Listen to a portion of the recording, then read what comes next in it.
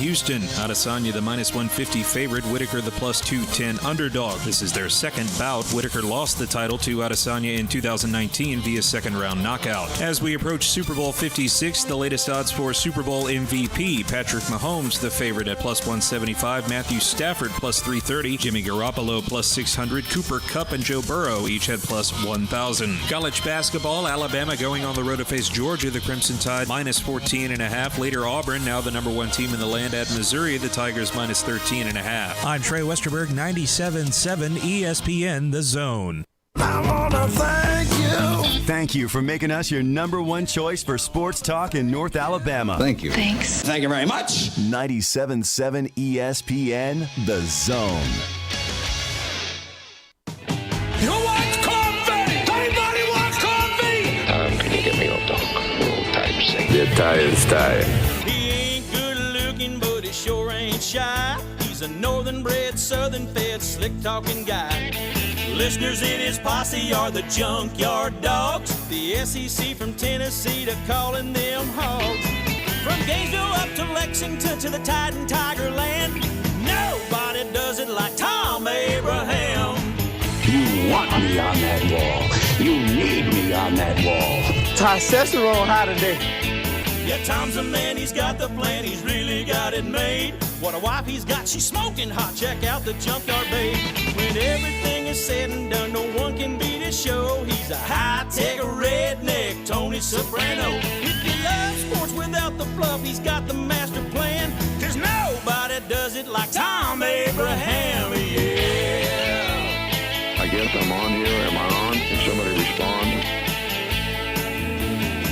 And good morning, everyone, and welcome to a Top 10 Tuesday in the Doghouse. You know, the Baseball Hall of Fame will announce its newest members tonight, or should I say member, since it seems like only David Ortiz is going to get in, with Barry Bonds and Roger Clemens and Curt Schilling will not get in on their final time on the ballot. Now, there have been 7 guys in the history of baseball that made it in on their final ballot. That'll be our list today. We'll get to that a little bit later on. Phone lines are open. Feel free to jump in. 256-576-4977. That's 256-576-4977. You can also text the show at 7329-TA-SHOW, 732-982-7469. Are these voters, the baseball writers, are they being sanctimonious asses, or are they holding up the integrity of the game? That's the answer here. That's the question here, I should say. I don't know what the answer is, because it's a lot of inconsistency in all of this thing. There are guys in there that are voted in that there's been suspicion of, but we just make decisions on people. We just decide, well, oh yeah, this guy did, this guy didn't, maybe he did, maybe he didn't, and we're going to hold certain guys accountable and other guys not. My Twitter feed, my personal Twitter feed, is at Thom Abraham Show. Station's feed is at 97.7 ESPN. We are also on Twitch and Facebook at 97.7 ESPN, where you can watch the show as well. Our YouTube channel is 97.7 ESPN The Zone. Like and subscribe there. Go to 97.7ESPN.com. Get links to all of that stuff. While you're at it, get our app. There you can find a link to Zone 2, 3, and 4 as well. Our alternate streaming channels are there for more great programming. You never know when a Havoc game or if UAH and Alabama are playing at the same time. You know, we have them both. It's just one's going to be found on the air and on a primary feed, and the other's going to be on a secondary feed.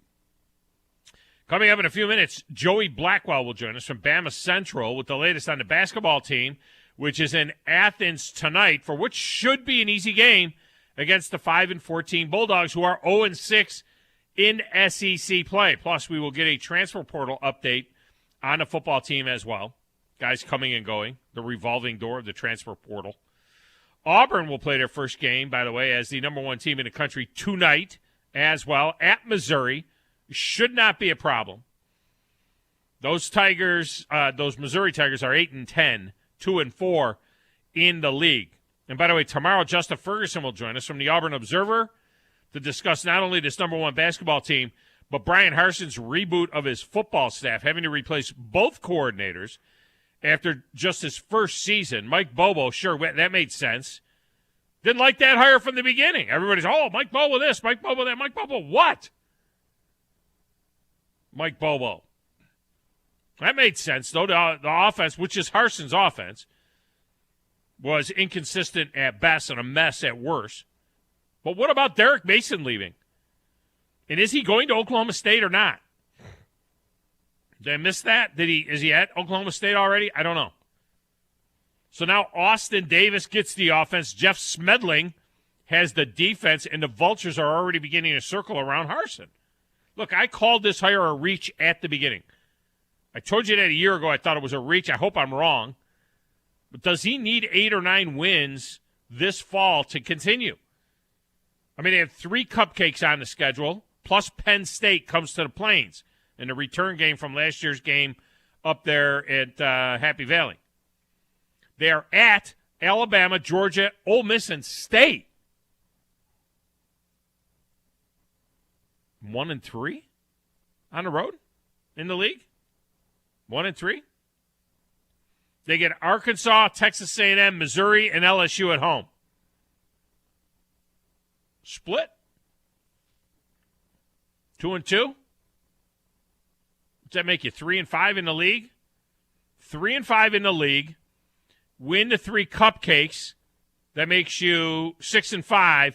The Penn State game determines whether you're 7-5 or 6-6. Is that good enough? Another 6-6, 7-5 type? Would that be enough? Well, you tell me. You're the Auburn fan. At the top of the, and again, Justin will be in tomorrow. We'll do that tomorrow. At the top of the 11 today, Teresa Walker is back from the AP in Tennessee. Can you hear the pain in my voice? Grizz is seeing it. My back is locked up several times. Grizz is seeing the pain because he can see me, as those of you who are watching on the live video stream can see. I'm in a great deal of pain. My back just won't get right. And I'm getting these, like, shooting pains. They're not quite spasms, but maybe they are. I felt a little better this morning when I got up. I started feeling like, hey, maybe I'm past this thing. Maybe I'm getting better. And now, sitting in my chair, oh, my goodness gracious almighty.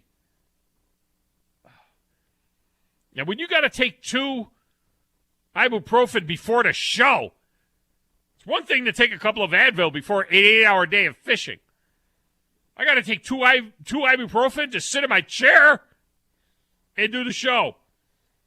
And if my voice just goes all high and crazy like that, that's a spasm happening in my back. Anyway, Teresa Walker. God, I'm in pain.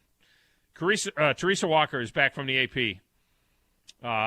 in Tennessee. The Titans have to contemplate where they go from here. After getting knocked out as the number 1 overall seed in the AFC playoffs. By the way, again, 3 times they've been the number 1 seed overall. 3 times they got knocked out in the first round at home.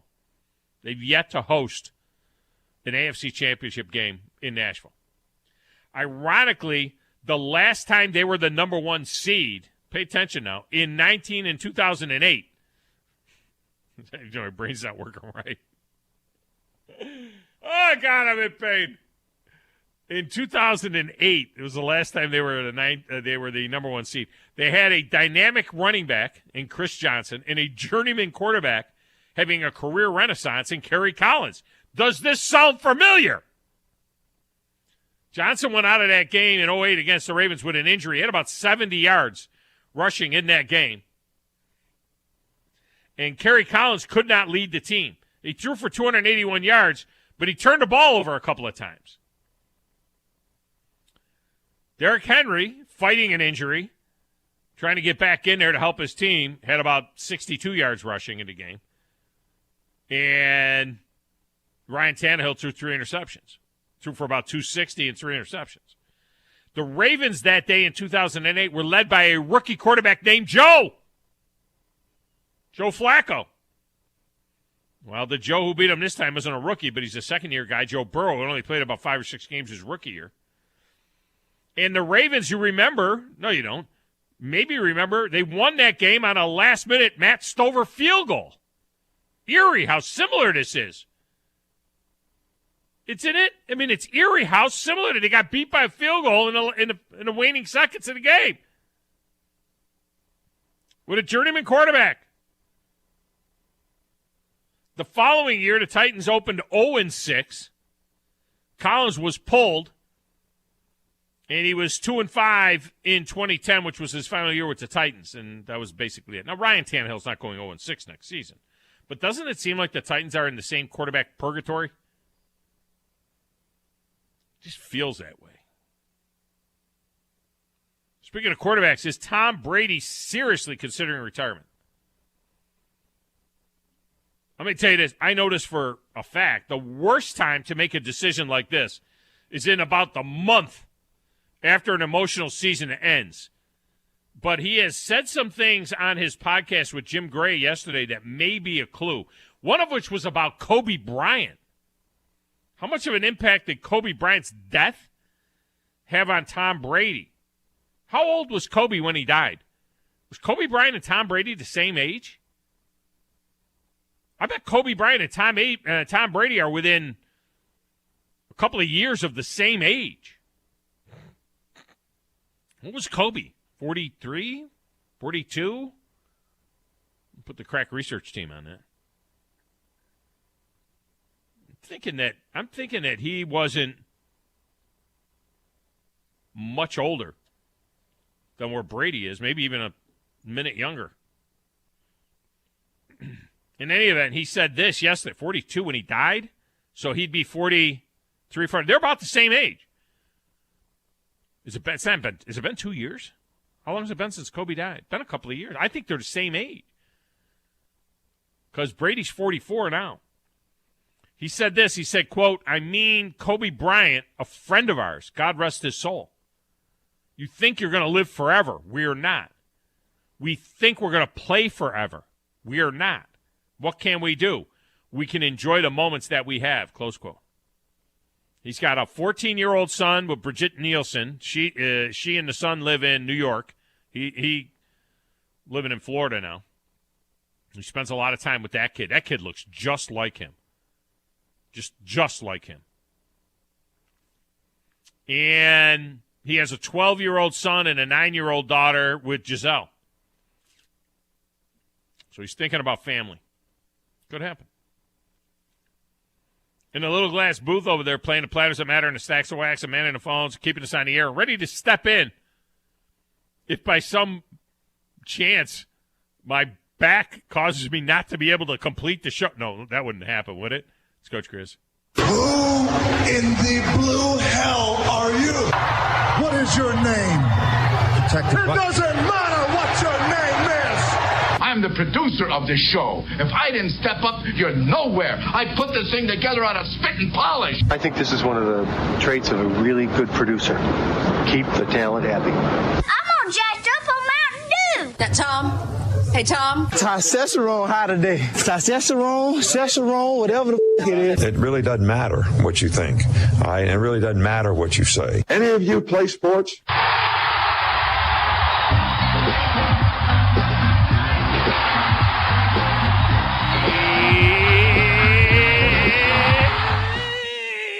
I'm in such pain over here. Brucey's time to shine, baby. It's Brucey's time to shine, baby. Yeah, man. Don't hurt yourself. Calm down. I know, but you got to stand up every now and then. You got to stretch. Yeah. Sitting at the desk is no joke. It's just like working out. I don't know how many times I worked in like other jobs and like went around office buildings where they're actually sitting on like workout balls. Like, they didn't have a chair. Oh, really? They're sitting on workout balls because it apparently works your core and it, like, keeps your back straight and stuff like that. So, and I have like, a really comfortable chair. I realized that it doesn't have – I got a good chair. Yeah. But I realized it doesn't have any lumbar support. And I don't know if it's – hang on, let me push back. You got to get you a gaming chair. Yeah. They got the little pad on the bottom for your back. And yeah, that's what I need. I need some lumbar support over here. Now – my son John, who's interning at the radio station now, he has one of them gaming chair things. Yeah. I wonder if it's got lumbar support. I may go grab that. I need lumbar. You need one of those ones where, like, nowadays they have, like, the wraparound with the screen, and you can, like, lay in it, and then you can just lay all day and then be on the computer the whole time. I don't know. I don't know. And do your show from laying back. You know what I mean? I felt I thought I felt better this morning when I got up. But man, oh man! Now that I'm sitting in my chair, I'm getting shooting lumbar. I've been having some too. I think it was process of the move and then just sitting in this chair. Because you're carrying the station on this your chair back. is a little. A little bit. Yeah, it is heavy. It's Yeah. the slanted roofs. I have to constantly. It's move that you're my head constantly ducking. Even you know what I mean. You got to duck. You got to turn your head sideways. Actually, if I walk right next to the wall, I can walk perfectly straight. Like you can walk perfectly straight. I can walk through there without having to Please hit don't it. let my kid hit his head on the wall there now when he comes in. It's tough today. if you're taller than me because you have to watch out. He's interning. He's got 3 things going on now.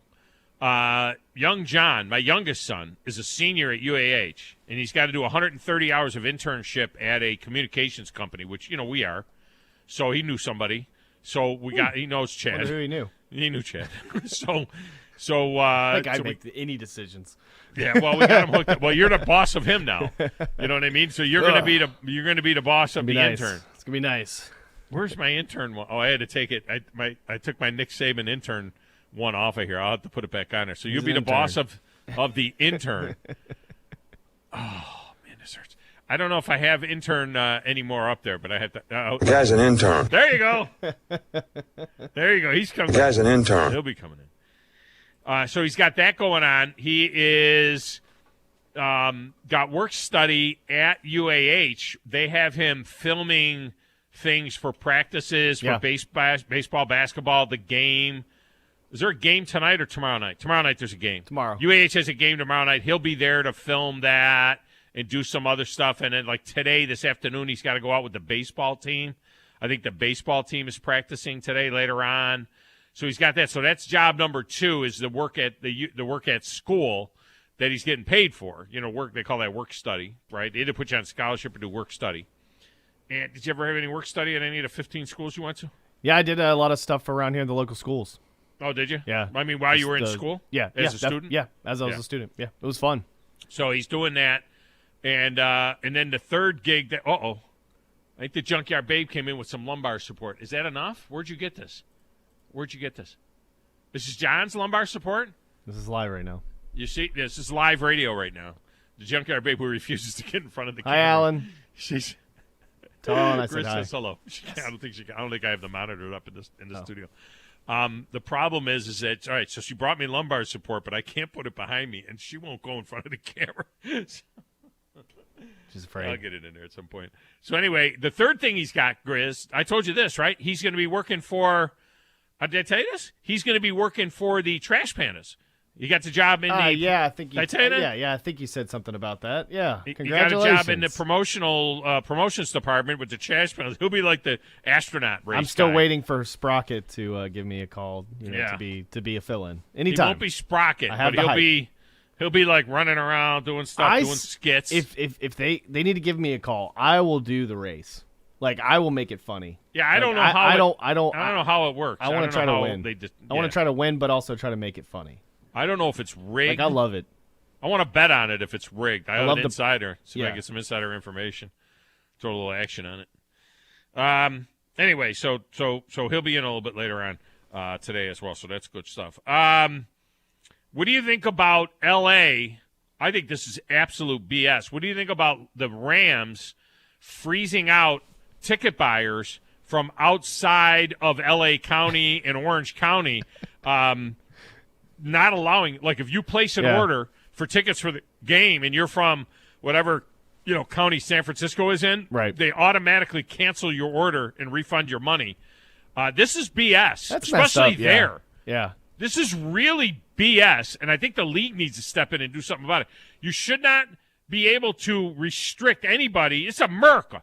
You shouldn't be able to restrict anybody from buying a ticket to a game. You know what I mean? I mean, Yeah. it's like That's like you go can't ahead. even go to the Super Bowl. It's bad enough regular fans can't go to the Super Bowl, but now you can't go to see your team play in the conference championship game if they're on the road. That's like if the Atlanta Braves just did it just in Atlanta, and then anyone outside of Atlanta that tried to buy, nobody would show up. Like that's the thing. It's like I saw an article this morning that was talking about how many fans outside of the city of Atlanta are actually outside of Georgia. Who's what state has the most? And I would think Alabama and and the surrounding states and that Georgia are the huge fan base that create that. So that just doesn't make sense. California as a whole, you can't just turn down people that want to go see their team, that don't have to travel that far for it. Well, that's a far travel. I mean, it is 6 hours from San Francisco to LA. But it's I mean, a long like, way. The thing is, I can take a 6-hour drive to go see my team. You know what I mean? I take a 3-hour drive to see Atlanta all the time. Championship game, too. And the fact of the matter is, well, remember what David Moulton told us, that in the final regular season game when the 49ers played the Rams in the last regular season game, the Rams had to use a silent count in their own stadium because they couldn't hear. Yeah. There was so many 49er fans there. Well, you know what? That's your own damn fault. Get fans. You should have never left St. Louis. Shouldn't have left. You shouldn't have never left L.A. in the first place. You shouldn't have left Los Angeles for St. Louis. That's true. But I think you shouldn't have left Cleveland. When you left Cleveland in 1945 to become the Los Angeles Rams, you were the Cleveland Rams. You should have never left. Yeah, I just think the fan base in St. Louis would turn out way better than this LA fan base would turn out if they were in the playoffs right now. Well, they did. They did in the past. Yeah. In LA, they don't even know they got it. They don't even hardly know they got a team. They're like, oh, what? There's a championship game Sunday? Hey, let's go hang 10 and let's go surfing. Let's get a break. When we come back, I just think it's BS. And I know the Predators have done it. They did it when they played the playoffs against the Detroit Red Wings. They tried to do things to limit Detroit fans from getting in the stadium. It's not right. Just buy your tickets. And I understand, I guess if you go to Ticketmaster, they don't have that restriction, I think. I don't know. All I know is that it's BS. You won't ever have to worry about this in the SEC. That's all I know about that. Remember when Tennessee came to Alabama this year? They turned back in some of their tickets. They gave 10,000 tickets, and they said, here, you can have 5,000 of them back because our people don't want to go see that. Hell, as a Tennessee fan, want to go to Tuscaloosa for it. All right, when we come back, speaking of Tuscaloosa, Joey Blackwell will join us from Bama Central, and we'll talk with him next right here on 97.7 ESPN The Zone.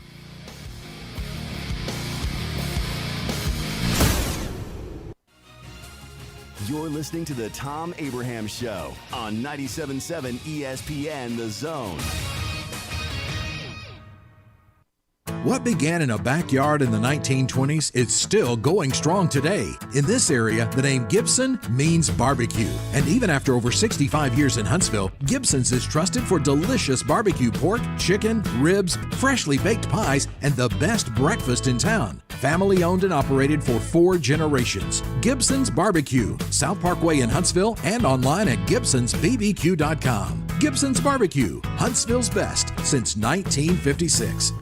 Tom Luganbill here for my friends at Woody Anderson Ford. Bobby White and his team take great pride in their service department, and you can see it the moment you walk into those beautiful new service lanes. And just like a championship team, they all work together to make sure your experience is second to none, whether you drive a Ford or not. Also, check out the gold certified pre-owned inventory at Woody Anderson Ford for great deals every day. Stop by and see them at Jordan and Sparkman or at Woody Anderson of Madison on Hughes Road, or visit WoodyAndersonFord.com. I'm attorney Gary Lackey. You know, you'll hear people say we're like a family, but here at the Lackey Law Firm, that's really true, not just a saying. I'm Justin Lackey. With my father and my sister, we have a special connection to each other. I'm Jennifer Lackey. At the Lackey Law Firm, when we take on your case, you become part of our family. You really do. And we'll always do whatever it takes to get everything you deserve. If you're injured, you worry about getting well, not about paperwork or insurance companies or figuring out how to get to your lawyer's office. I'll come to you. We worry about your case so you don't have to. When you've been injured, we know that your case is probably the biggest thing going on in your life. More important than almost anything else. And it's important to us, too, for one simple reason. Family takes care of each other, and at the Lackey Law Firm, we'll take care of you. The Lackey Law Firm. The Lackey Law Family. 1-800-4-RIGHTS. No representation is made that the quality of the legal services to be performed is greater than the quality of legal services performed by other lawyers. Organizations using Salesforce know how powerful the platform is and how much time, money, and headaches it saves if it's set up right and you know how to use it. Let's face it, Salesforce is complicated and time-consuming to figure out, and a lot can go wrong now and down the road without expert help. That's why most Salesforce users work with an implementation partner like Higher Echelon, so they get the absolute most out of their Salesforce investment. Higher Echelon is a 5-star Salesforce consulting partner who won Salesforce Military Hiring Partner of the Year. President Dr. Joe Ross is retired Army, who played and later coached boost for the cadets. He puts that experience to good use at Higher Echelon, where they pride themselves on hiring veterans. Look, not all Salesforce partners are the same. Don't put your company at risk by going with an inferior partner. Higher Echelon is the trusted partner you can count on to get you up and running and seeing returns on your Salesforce investment in a fraction of the time it would take if you go it alone. Go to higherechelon.com. That's HIGHERECHELON.com to learn more.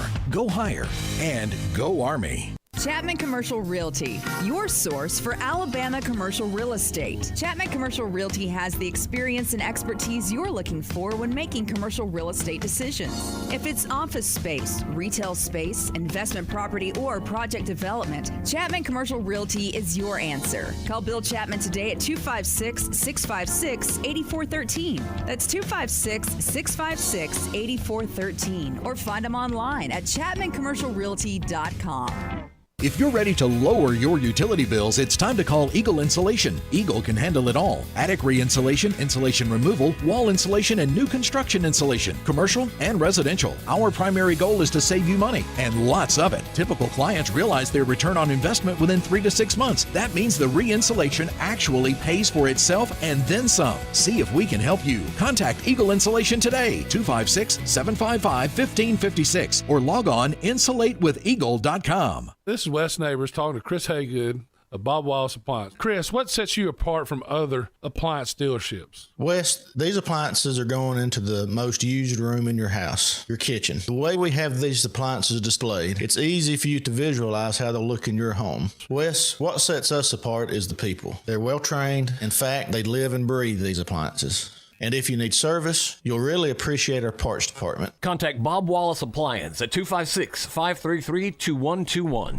From the Fox 54 Weather Center, I'm Chief Meteorologist Jordan Dressman. A partly to mostly cloudy sky this afternoon. It does look like we are going to be dry. All of the rain is going to stay well to the south of North Alabama and southern Middle Tennessee. But it is going to be a cooler afternoon across the Tennessee Valley. Temperatures only climbing into the mid and upper 40s, dropping into the low and mid 20s as we head into the overnight. More sunshine for your Wednesday. A mostly sunny sky, as a matter of fact, but that doesn't necessarily mean it's going to be warm. Highs only climbing into the upper 30s and lower 40s. Once again, dropping into the low and mid 20s as we head into the overnight. And Chief Meteorologist Jordan Dressman on your home for ESPN Radio 97.7 ESPN The Zone. This is the only place for Drew DeArmond, Wes Neighbors, and of course, Thom Abraham. I never met him, but I hear that he's a man of character. 97.7 ESPN The Zone.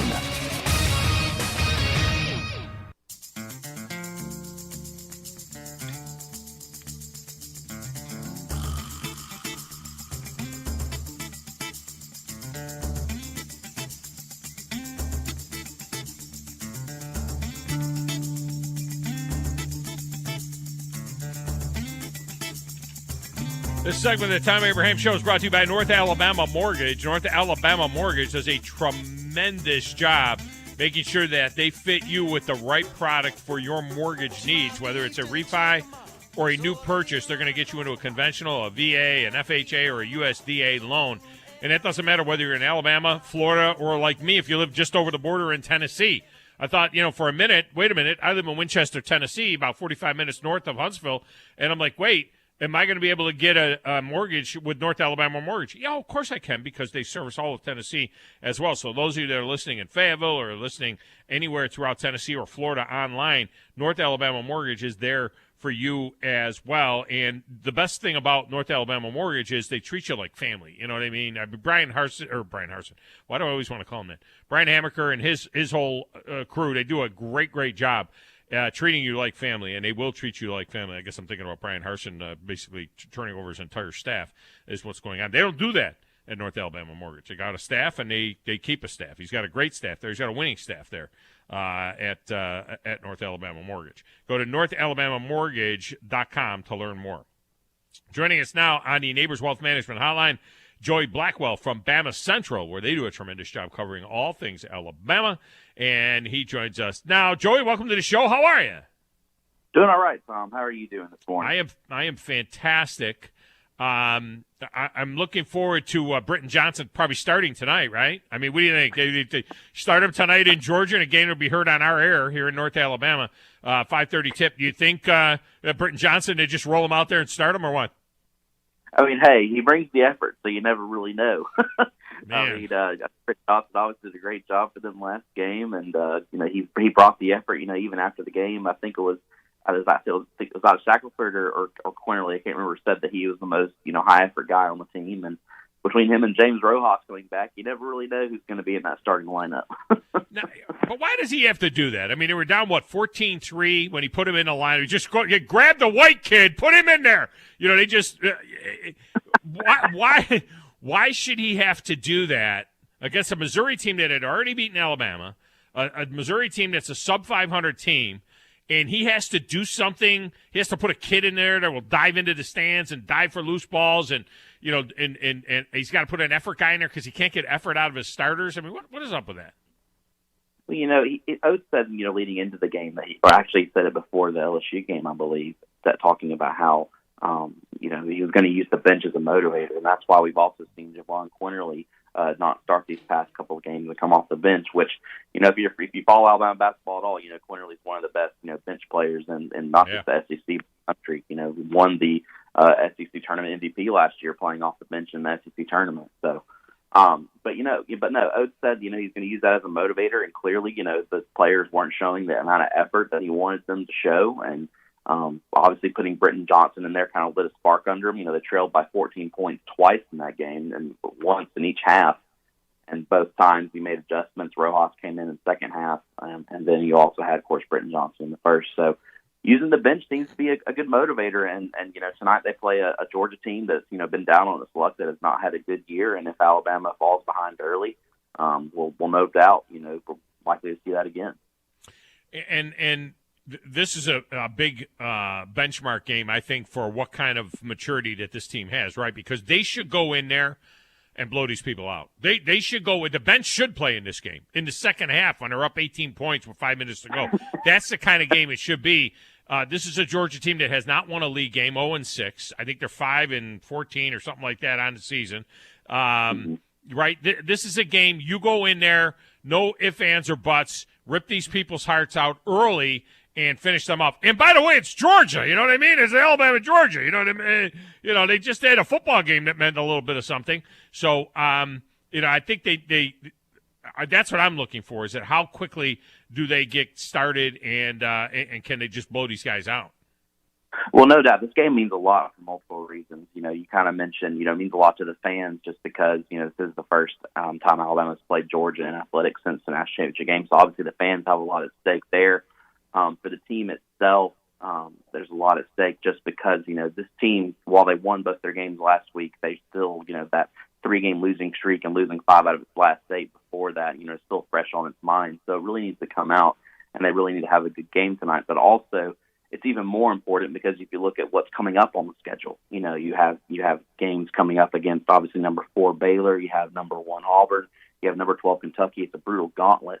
And if you just have these 2 wins against, a top 15 team in LSU, and then a team that beat you earlier this season, Missouri, and then you follow it up with a loss, which against the Georgia team, which is widely considered to be the worst team in the SEC, it's not a good look heading into this really tough gauntlet. And it's do or die time for Alabama at this point. Obviously they're going to make the tournament. There's no questions there. But as far as, staking a claim to get that double bye in the SEC tournament, in just a couple of months here, this next 4-game stretch is going to be very crucial for that. Can they change the shooting, this 22, 23, 24% shooting from downtown? This is something that Nate Oates wants to do. It's a way he wants to play, but they just struggle so badly. I mean, what was it, a couple of games ago, 0-15 or whatever in the second half. Can you change your stripes? I mean, can that change in 6 weeks, or does he have to change and say, you know what, we're not bad in the paint, but maybe we got to do something a little bit different, or do they just keep jacking them up 35 a night from outside? Well, the Missouri game was encouraging in a way because they did shoot 33% from beyond the arc. So it's not just the the best ideal. in the last 2 months really. Yeah, exactly. It's not the ideal that they want, but it is improving. It's better than the 0-for-15, like you said, in the second half of LSU. One thing that, and the good thing about that is, and Nate has said it time and time again, that with this team, it's about playing with max effort, toughness. And when you play on the defensive end of the court like that, the shots will eventually fall. They haven't been falling lately, but they will eventually. And, it doesn't matter how good your offense is. If you're giving up 92 points to Missouri like they did 2 weeks ago, you're not going to win a lot of basketball games. And the 3-point defense, the perimeter defense against Missouri was once again lackluster. I mean, there was a point where Missouri was shooting 56% from the floor and from beyond the arc in the second half. And fortunately, Alabama was able to tone that down a little bit. But Missouri just had Alabama's number this year. But really, it involves, I think a lot of it is, yes, the shooting has been lackluster, but that's something that everybody's just going to have a slump. They're going to come out of it eventually. What you really need to focus on is limiting the good looks on defense and taking care of that. And if you can limit your opponent, especially against a really good shooting team like Baylor, then that's going to be the secret to success for Alabama. Joey Blackwell with us from BamaCentral.com, where they cover all things Alabama. All right, let's shift to the football team. The revolving door that is the transfer portal. Guys come in, guys going, and then one guy walked out the door and turned around and came back in the door, and that is Jalen Moody. Talk to me about how hard Alabama recruits their own guys that go into the transfer portal, because some guys, in some cases, some teams are very upset with these guys when they decide to leave, and it's like, don't let the screen door hit you on the ass on the way out. And then other guys, you kind of want to keep them in the program. You think Jalen Moody is somebody that Nick Saban and the staff, recruited back in, or how do they handle their guys that go into the transfer portal? Jalen Moody is definitely somebody they wanted back. He brings, with Christian Harris heading to the NFL, we obviously know that Henry To'oTo'o is coming back, but with Harris heading to the NFL, there was a lack of experience, at least, in the locker room at inside linebacker. And Moody brings that back, to complement To'oTo'o. I think, he will be competing, I think, with Demoy Kennedy for that role as linebacker, but I still think that he's going to be a solid get for them. But, yeah, I think that recruiting and bringing Jalen Moody back to Alabama was a big thing for this program, just because they have experience at outside linebacker, but inside linebacker, they do have that in To'oTo'o. But if you can have two guys at inside linebacker, Moody will be coming back. I think will be this year. I think he's taking that COVID-19 year to come back with the program, and having that amount of experience at that position is very crucial for them. Do you think they tried with any of the other guys to get him? Because I felt like with Jalil Billingsley, for example, that they're like, you know what, maybe you need to change the scenery, and and they didn't try too hard to hold him back, and maybe he'll held the door open for him. I don't know. But think about Shane Lee, think about some of these other guys. Do you think they work to recruit any of those guys, or for the most part, do they let those guys go that want to go? Well, if you want to go, you want to go. And, I think that no doubt there was probably some conversations that were held. I obviously don't have an inside ear to the program or how those things work, just because of the way COVID-19 keeps us kind of at arm's length right now. But I would assume, going off of things past, that they really try to get a lot of those guys back just because of their SEC experience and just because of, just growing and developing those players. But in the case of Jalil Billingsley, like you said, that could be a case for a lot of guys. Sometimes you just need to get out. Sometimes you need to go somewhere where you're going to have more playing time, where you fit into the offensive system better, where you're going to have more reps and more opportunities. And for players like that, it's kind of hard to keep them, at their destination. Shane Lee at USC, no doubt he's going to do well there. And I think that while they do recruit these guys, at the same time, if it's not a good fit, it's not a good fit. Yeah, Joey Blackwell with us. All right, so then on the flip side is the guys that are coming in, because it feels like you win the the transfer portal a little bit here. Now the latest guy to come in is Jermaine Burton, and he was the leading receiver for Georgia. He battled some injuries and so on this past season. He ended up with about 500 yards and 5 touchdowns receiving. But people forget that Jameson Williams had done nothing at Ohio State. Before he showed up, he had done nothing. They knew that they had a lot of upside with him. Of course, John Mechie had played some the year before, and those two guys were beasts for Alabama this past year. So going into the year, they didn't really have a lot of numbers in terms of receiving-wise. This year, again, they'll go in with some young guys that have a lot of upside. But where does Jermaine Burton fit in to the mix with the pretty good young group of receivers that there are? I think Burton is one of, if not the biggest transfer portal pickup that Alabama's gotten this year. I think that he has the ability to be that instant impact guy that we saw Jameson Williams do, like we saw Jameson Williams do last year. Like you said, he spent 2 seasons at Georgia, so he has considerable SEC experience. The big thing that stuck out to me was obviously with Alabama last year, drops were a big problem, especially in the first half of the season. And with Burton, he had 26 receptions, like you said, but he was only targeted 30 times. And I was looking at Pro Football Focus earlier today. Burton record a single drop last year. So 26 receptions that he caught, all of those hit his hands, and he was able to wrangle them in and didn't try heavy drops. So that's quite impressive. I think he's going to be a really big, key guy for Alabama this next season, lining up, alongside, players like Corey Brooks and Ajay Hall, guys that, have limited experience, but will be back and can really grow and develop next to a guy. That was something that Alabama was going to miss this year, was experience of wide receiver. You have John Mechie leaving, you have Jameson Williams leaving. You also have Slade Bolden leaving. So all the older guys in the locker room are all heading off to the NFL, and Jermaine Burton can come in and really provide that experience, provided that he molds and fits well into the system that Nick Saban and Bill O'Brien have there. But Hall and Brooks, that's not bad already. You know what I mean? Because I felt like those two guys were going to be, that they were next up. You know what I mean? I think that Corey Brooks could be huge. I think both of those guys could actually be really, really good. And then you mix in Burton, so you have him. What are the chances that Burton and Jahmyr Gibbs, who comes in from Georgia Tech, are on the field on the first play of the 2022 season? I mean, could that happen? Of course, Trey Sanders will be back. Roydell Williams, Jace McClellan, all those guys are back. They've got some studs in the class that didn't play this past year. But what do you think about Gibbs in where he fits in with these running backs if everybody's healthy?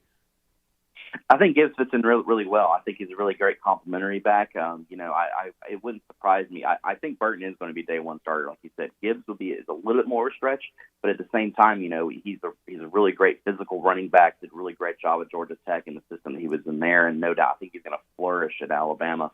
I wouldn't surprise me to see him start day one, but at the same time, I think that we'll kind of see early on, like we saw this last season, kind of a rotation. It's kind of hard to think that at one point Brian Robinson was kind of in a stable and a rotation of backs, but that was because of all the injuries. Right. So we kind of saw his heavy workload later on. But Trey Sanders and Jace McClellan and Roydell Williams, it really is a packed running back room at Alabama, and with the addition of Gibbs, the competition is going to be there. We'll finally have Trey Sanders back and be fully healthy. He was obviously still limited this past year, but when he was on the field, he performed very well. People forget that this was really his first full season at Alabama, where he got to have action in more than just a couple of games. And I think we're going to see Trey Sanders do really well. I think Jason McClellan, we already saw Jason McClellan do really well in the early part of the season before his injury. But that's one of my primary question marks is the running back position. Not that they're not going to do well, but who we're going to see start on the first day. And then there's Kamar Wheaton, right? I mean, we don't even mention him. I mean, this is a guy that was off with the knee injury last year, but I mean, he was highly touted. So you figure where he might fit in as well. And we should mention that Gibbs did have 36 receptions last year for almost 500 yards, and so he is kind of a feature guy. They don't throw a ton to backs out of the backfield, but they have that. And then of course defensively, Eli Ricks comes in from LSU, and this guy, he just walks right in, be opposite with Kool-Aid probably, and boom, you're locked and loaded to go. Oh yeah, no, Eli Ricks is another outstanding transfer portal gift for them. Last season he was very good for them and really one of their leaders, and he's just going to come in at Alabama and do the same thing. It's really remarkable. Nick Saban's been warning people for forever about how he's not a his transfer portal, and the reason why is because of how it would benefit programs like him, and he's been warning people for forever. That we now see with the addition of Burton, Eli Ricks, and Gibbs, how this is playing out. The rich keep on getting richer, and Nick Saban's going to take advantage of that system as long as he can. Yeah. I mean, if they want to have what happened like in the NFL, where the number one seeds could actually go down in the first weekend of the playoffs, they have to have some sort of a system. You know what I mean? Where a pecking order, or some way where kids can't just go wherever they want to go. Because Pete Carroll famously said when he was rolling at USC, "I've got 25 first-round draft picks." That's what he said there. He said, why do I want to go to the NFL? I got 25 first-round draft picks here, and that's why football is that way. Finally, the coaching staff also, getting some additions here. Travaris Robertson comes in, T-Rob as they call him. He gets this defensive backfield, and it seems like a real positive there. Coleman Hutzler also coming in as the special teams coordinator and outside linebacker coach. But yet they didn't, like, Sal Sinceri is still there. Where does he go on this staff? So you wonder about how they move these guys around. Plus, we're still kind of waiting to see what's going to happen with Bill O'Brien, right? I mean, isn't Bill O'Brien still in the mix? None of these NFL jobs have been filled yet, and you wonder whether or not Alabama's going to be in the business of looking for an offensive coordinator. Yeah. Robinson, he's proven his college experience. He's an excellent recruiter. He landed Vernon Hargreaves and Tees Tabor in back-to-back seasons at Florida. He's a Miami native and an Auburn alum, but, so his SEC experience, and it makes him very valuable for Alabama in that cornerbacks room, and the second addition obviously was Hutzler, who was taking over the role of special teams coordinator and outside linebackers coach, and neither position really necessarily needed filling, kind of like you said with Svoda and Sinceri, but the Hutzler will definitely shake things up, and we're still not quite sure how it's going to shake things up. That's still kind of a question mark. Are they going to kind of be in co-coaching roles, or is there going to be some shuffling? Should Bill O'Brien leave? How's that going to work out in the offensive coaching staff? But just a lot of interesting questions that we don't normally have to talk about this offseason, and the coaching hires, especially for positions that are already filled, is definitely another one of those question marks. It's one thing for Robinson to have once coached at Florida. I don't know how a guy does it, though. I don't know how an Auburn alum, how a guy that played for Auburn puts on Alabama gear. I don't know. Maybe it's the fan in me. I don't kind of understand it, but I know he photoshopped that picture of him, wearing the Auburn or wearing the Alabama gear. You would think it would throw up a little bit in his mouth, seeing himself there, an Auburn guy, wearing Alabama gear. And I know it's happened before, guys going both, back and forth, but this is kind of weird. Well, if you want to talk about Auburn as an Alabama program, you should just look at the baseball program. Oh, God. I mean, they hired Hunter Morris last year, and it is now this year going to be their assistant coaches. So Auburn and Alabama is not a new thing, but if anybody wants to see an orange and blue squad coaching a team, definitely look at the baseball team. Twitter was hilarious. It's like we got an insider now. Twitter was like, Auburn Twitter was blowing up. About we got a mole in the Alabama program now. So so who knows? All right, man. Well, always great work. I appreciate what you guys do at Bama Central. I appreciate you coming on and joining us and kind of giving us a little bit of a tune-up here on what's going on. Joey Blackwell has been our guest. Joey, I appreciate you, man. Thank you, Tom. Appreciate it. All right, thank you. I don't know. I mean, how do you do it? Could you do it? I mean, I guess we're fans, so it's like, yeah, you go wherever the money is, whoever's hiring you. But if you played at Auburn or if you played at Alabama, could you put the coaching gear on of your rival? Could you do it? We'll come back, wrap up hour number one, set you up for hour number two. Might have a time to a minute to stick a call in there as well. It's 97.7 ESPN The Zone.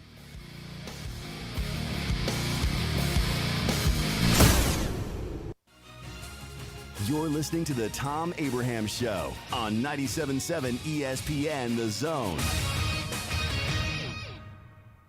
When I chose a garage door company, I did my homework. I needed precision overhead garage door service. They have a 5-star Google rating. I checked their reviews and liked what their customers had to say. Precision Overhead Garage Door has lifetime warranty packages. Same-day service if I call before 2 p.m. If they can't make it the same day, my service call fee the next day is waived. They did a 25-point safety inspection on the door and operator. Now that's peace of mind. Residential, commercial, and gate services. Precision Overhead Garage Door Service. Call 256-400-4500.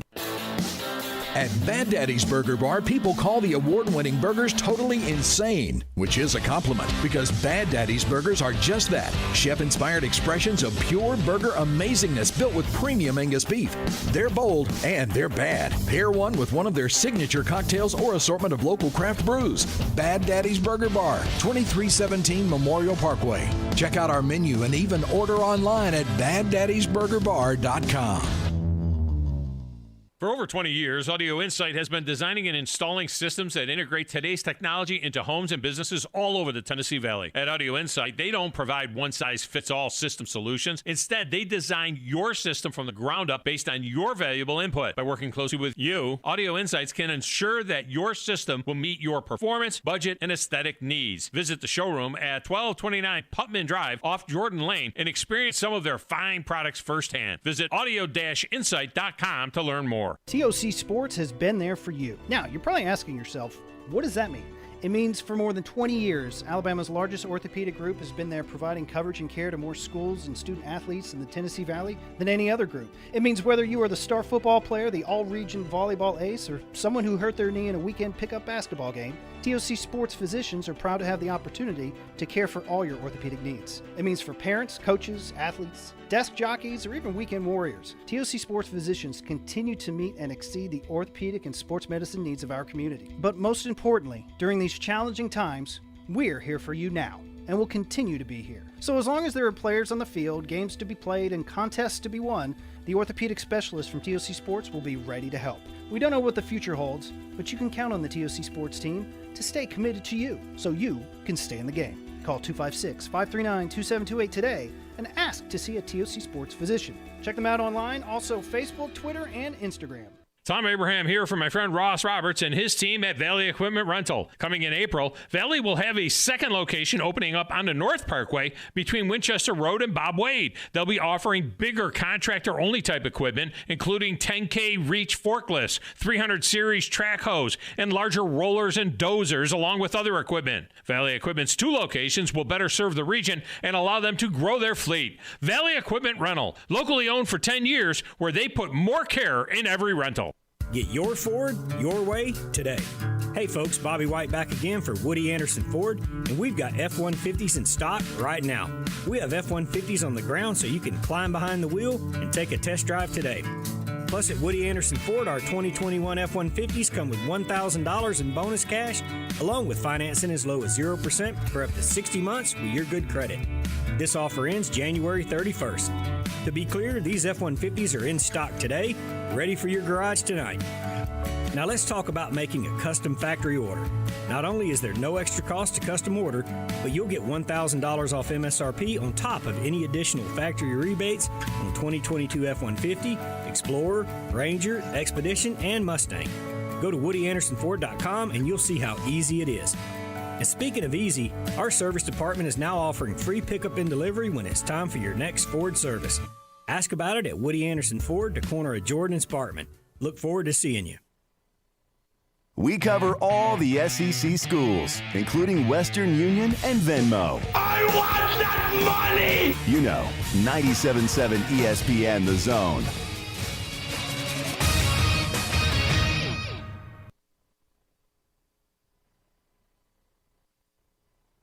I got rice cooking in the microwave. Got a 3-day beard I don't plan to shave. And it's a goofy thing, but I just gotta say, hey, I'm a-doing all right. Yeah, I think I'm Segment of the Thom Abraham Show brought to you by Valley Equipment. Feeling pretty good. They got the tool so that you can get the job done right, like a pro. And if you're a pro, Valley Equipment's got the tool for you to get the job done right. They got the equipment for you to get the job done right. When you need that skid steer, that excavator, you know what? I know it's like late January now, but you know how fast spring comes here in the South. It's late January, and before you know it, it's going to be a lot of spring projects going to be getting going, and you're going to want to get out there, and you need that trencher, you need that excavator, you need that skid steer, post hole digger, all the attachments that go on the skid steer. They got everything. They got more skid steers and excavators than anybody. in the Tennessee Valley. They'll deliver it to you as well if you need it on your job site and you don't have a way to deliver it. Plus, they've got all the smaller tools that you need as well. It's all at Valley Equipment Rental on the South Parkway, and soon a second location on the North Parkway to accommodate contractors with bigger equipment as well. Grizz, mysteriously, that restriction on the tickets for the 49ers-Rams NFC Championship game, which was on at Ticketmaster as well, has disappeared. All of a sudden, it's disappeared. Yeah. That little restriction that was there as to you had to have a LA area zip code. Yeah. I mean, it's pretty messed up. Yeah, that's pretty messed up. You shouldn't restrict anyone from doing that. I don't know if the Titans have done that in the past. I know the Preds have. Yeah. We got to ask. Teresa Walker. I'm looking at important event info. Public sales to the game at SoFi Stadium in Inglewood, California, be restricted to residents in the greater Los Angeles region. Residency based on credit card billing addressed at checkout. Orders by residents outside the greater Los Angeles region will be canceled without notice and refunds given. Get the hell out of here. Your fans don't want to go to the game. At least the San Francisco fans should be able to. All right, Teresa Walker is next right here on 97.7 ESPN The Zone.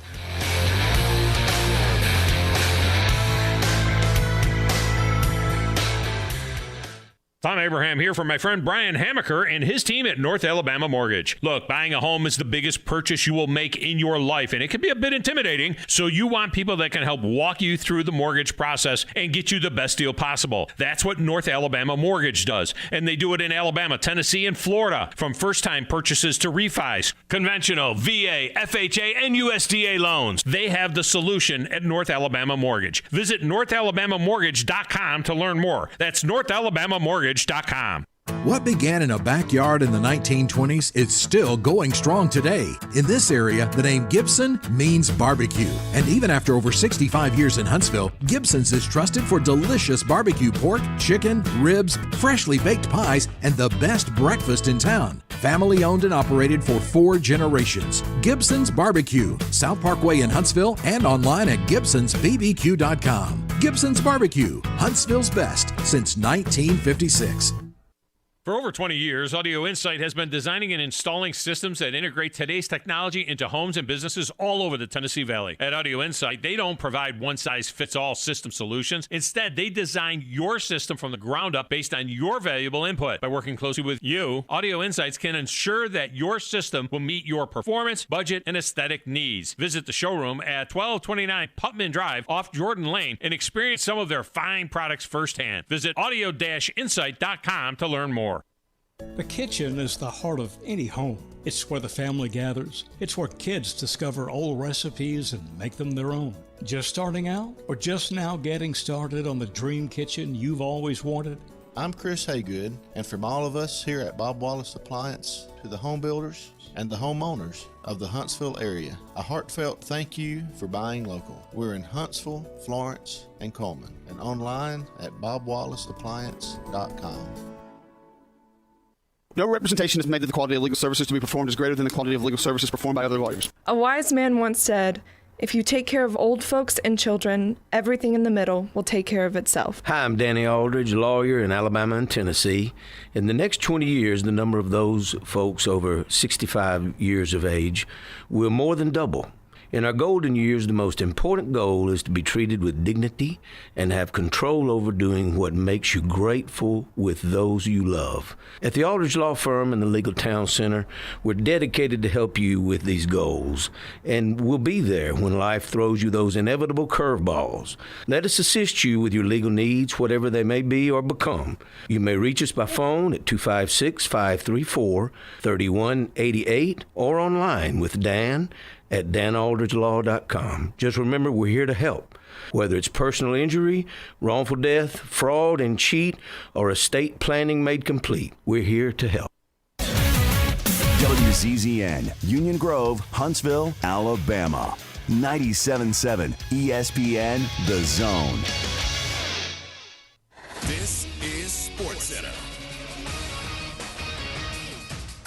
I'm Christine Lisi. Family will play a substantial role in determining whether Tom Brady will return to play next season. That from the Buccaneers quarterback himself on his Let's Go podcast. Brady also said if this is it, he could walk away proud and satisfied, even though Tampa's season ended with an NFC divisional playoff loss to the Rams. He added there's no rush to make a decision on his future. The Bucs have expressed a strong desire for Brady to return and will look at contingency plans in the event he decides not to come back. The status of 49ers left tackle Trent Williams uncertain for Sunday's NFC Championship game against the Rams because of an injured ankle. Major League Baseball and the Players Association set to meet again today after the sides made slight progress during talks yesterday. A new CBA likely needs to be in place by early March in order for the lockout to end and the regular season to begin on time.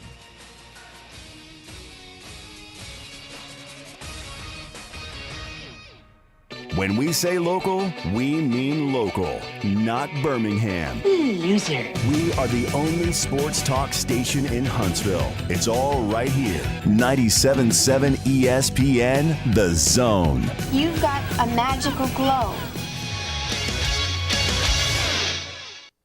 You need to be more like a dog. Like what you guys are doing. You've got your fingertip on the pulse of your listeners. You guys know what they're talking about. Be a dog. God bless the show. You are the Messiah. We need more dogs. This is the best show on radio. The big dog, Thom Abraham, is here with you. Hey, I see you. Hey, I see you, dog. So settle in and get your bark on. That's my dog. Now live. Here he is, the big dog. Let's go, baby. Thom Abraham. How you doing? How you doing? How you doing? How you doing? How you doing? How you doing? How you doing? Look, I don't speak Spanish. I don't know how to say this, so I'm going to choose my words very carefully. I think you're a psycho. Do you know who I am? I mean, that guy sounds like El McPherson farting into Miles Davis' trumpet. I guess I'm on here. Am I on? Can somebody respond? Get off my lawn. I have to drag my Yankee ass out of here.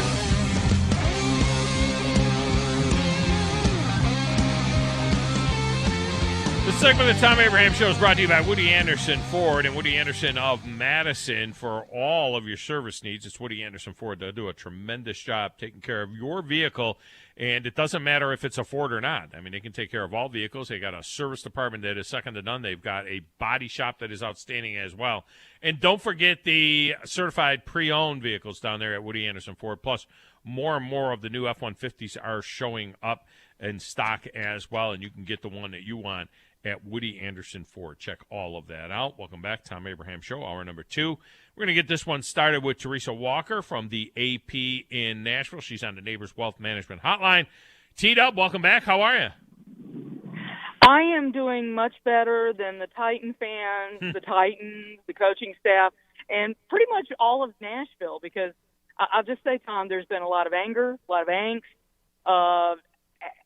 agony of defeat. It just sums it up so well. People are just in a ticked-off mood because they thought this team was going to L.A. and going to win the Super Bowl, and to lose in the first playoff game 19-16 with 9 sacks, it feels like somebody yanked a rug out from everybody.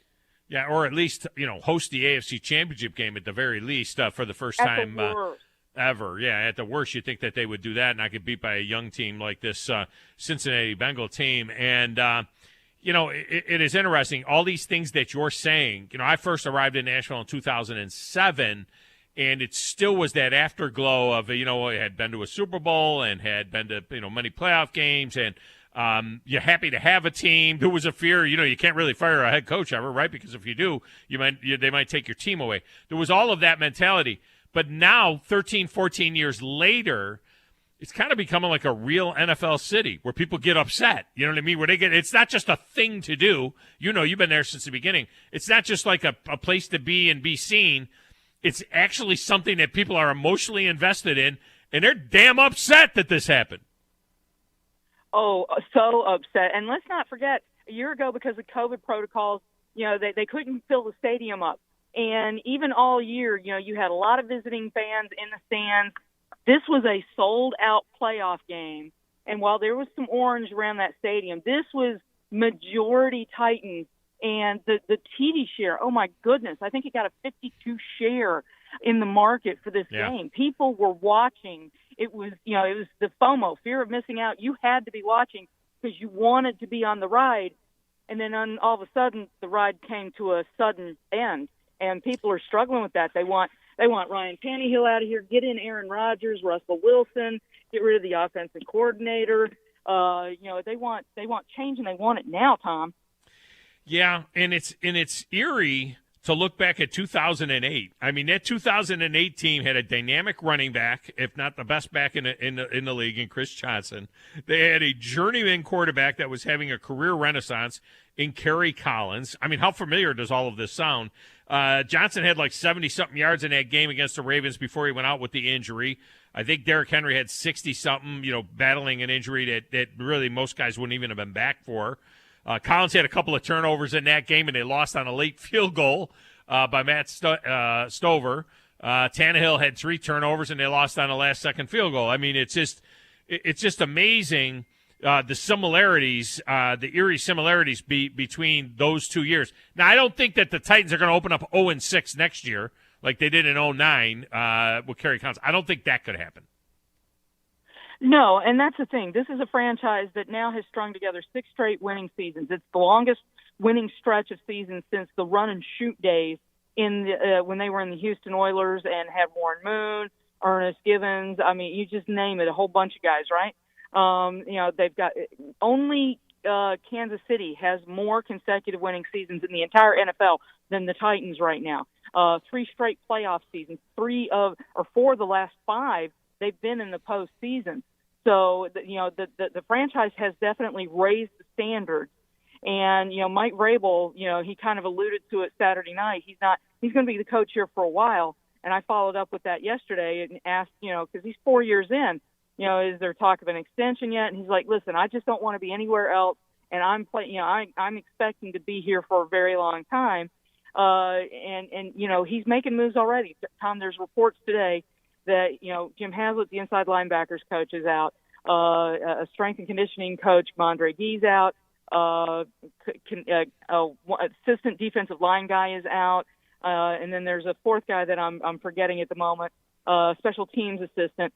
So, but the one head that the Titans fans would like to see the most would be the offensive coordinator. And that's the guy that Mike Vrabel said yesterday that he's a great coach. He's a hard worker. He communicates well. But, you listen to a lot of guys who know the NFL and they think, where was the scheme that, why wasn't there somebody maybe running in the middle of the field on the opening play of the drive of the game for the Titans and to maybe pull Jesse Bates away instead of being able to jump the first pass of the game? Right. Why call that screen pass when you run your way down to the 9 with a chance, to get yourself really, truly into that game? And, why didn't Ryan Tannehill see that defender right there ready to jump it?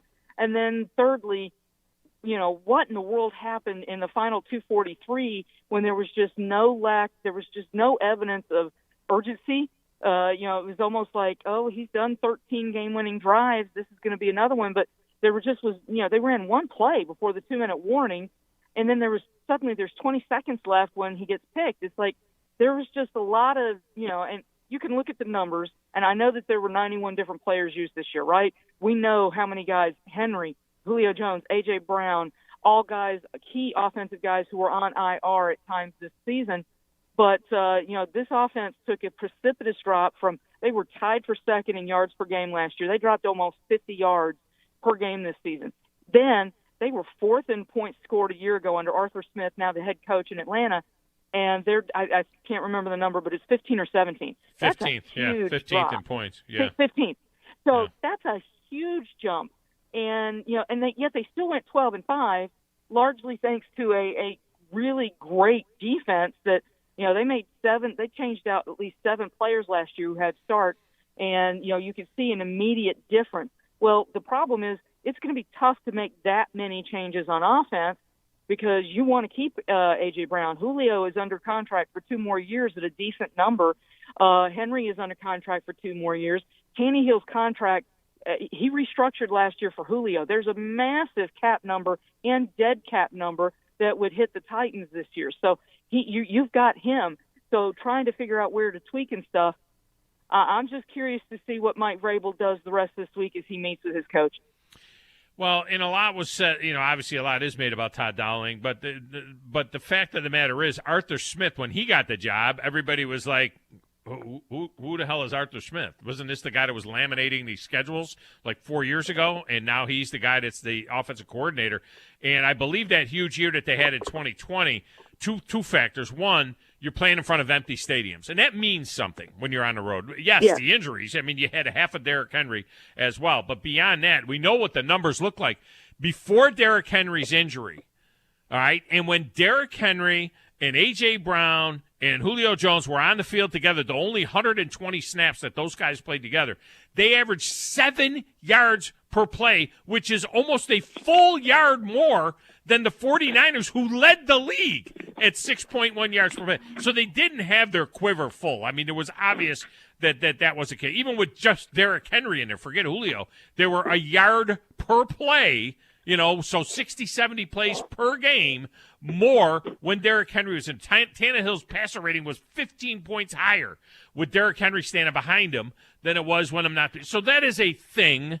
I think you have to believe that. And I think I'd want to see Todd Downing for a second season. I do wonder, though, a little bit as a Browns fan now, right? So I got Baker Mayfield. I love the Titans. They got the Ryan Tannehill. I sit there and I watch Josh Allen and Patrick Mahomes and Joe Burrow, and then I look over there and I see Justin Herbert in San Diego, and I'm like, this feels helpless. This feels hopeless. Our guys don't look like those guys. None of our guys look like that. And they're all under 25, 26 years old. They're going to be around for the next 10 years. Like, where are you going if you don't find one of those? Can Ryan Tannehill actually take this team to a Super Bowl? I mean, could he? That's the feeling. Well, and it is a great question. And Mike Vrabel said yesterday, we've got to be great around him. And, so to me, that's a little bit of an acknowledgement that, he is a good enough quarterback. Is he the guy who can carry a team on his back? Well, I'm going to point to Green Bay. Brett Favre and Aaron Rodgers, how many MVPs do they have amongst them? And yet they have combined for 2 Super Bowls. It is tough to get there. And sometimes, look at the guys who have won because they've had a good team around them. If the Titans could find one of those guys, they'd take him in a heartbeat. I think the bigger question in the moment is, this team has to upgrade around Ryan Tannehill for sure, but then they've got to start looking. Tannehill's under contract for 2 more years. A couple weeks ago, Vrabel said that he wants to keep him here for a long time. And when you see, he's going to be 34 later this year, so right. You could foresee him as your quarterback for 3-4 more years easily. And with Rodgers and Breeze and Brady, they've all kind of reset how long a guy can be a quarterback in the NFL. So I think we're going to have to wait and see.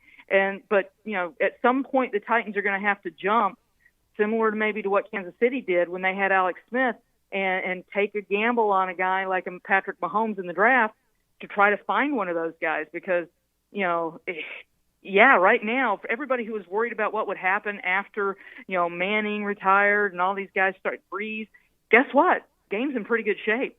Especially in the AFC. That's where all the quarterbacks are in the AFC because, Aaron Rodgers and Tom Brady, regardless of what they do next year, are gone soon. Russell Wilson is not this youngest guy in the world, wherever he ends up, over there in the NFC right now. They're just, even Matt Stafford is like 12, 13 years in. But the AFC is just loaded with all these young studs. Teresa Walker with us here. And I want to give this out there as hope. Yes, the last 3 Super Bowls were won by Tom Brady, Patrick Mahomes, Tom Brady. But the one before that, it was Nick Foles. And if Nick Foles can win a Super Bowl, you would think that, Ryan Tannehill could win a Super Bowl. Then you go Brady, Manning, Brady, Russ, and then it's Joe Flacco, that won a Super Bowl. So it can happen, but you're right, man. You got to be great around that guy. Oh, absolutely. And you mentioned that. Think about the first thing that Mike Vrabel mentioned yesterday when asked about the qualities of Ryan Tannehill. He said elite toughness. Okay, this is a franchise that Ryan Tannehill hasn't missed a start Okay, everybody's like, oh, he's injury prone because he had a couple injuries in Miami, missed the playoff game because of a knee injury, and then had an ACL that kept him out of season. Oh, he's injury prone. He has started every game since he was inserted into the starting lineup, and that's for a franchise that, let's not forget, Vince Young was in and out of the lineup. Jake Locker could not stay healthy and literally called it quits after 4 seasons. And then you had Marcus Mariota. The reason you traded for Tannehill is because he couldn't stay healthy. He missed the one game where they could have win and in on the final game of the season against the Colts, and they had to go with Blaine Gabbert in Mike Vrabel's first season, and that's what prompted the whole trade to get Ryan Tannehill. So, maybe John Robinson, he managed to pull a rabbit out of the hat with Ryan Tannehill.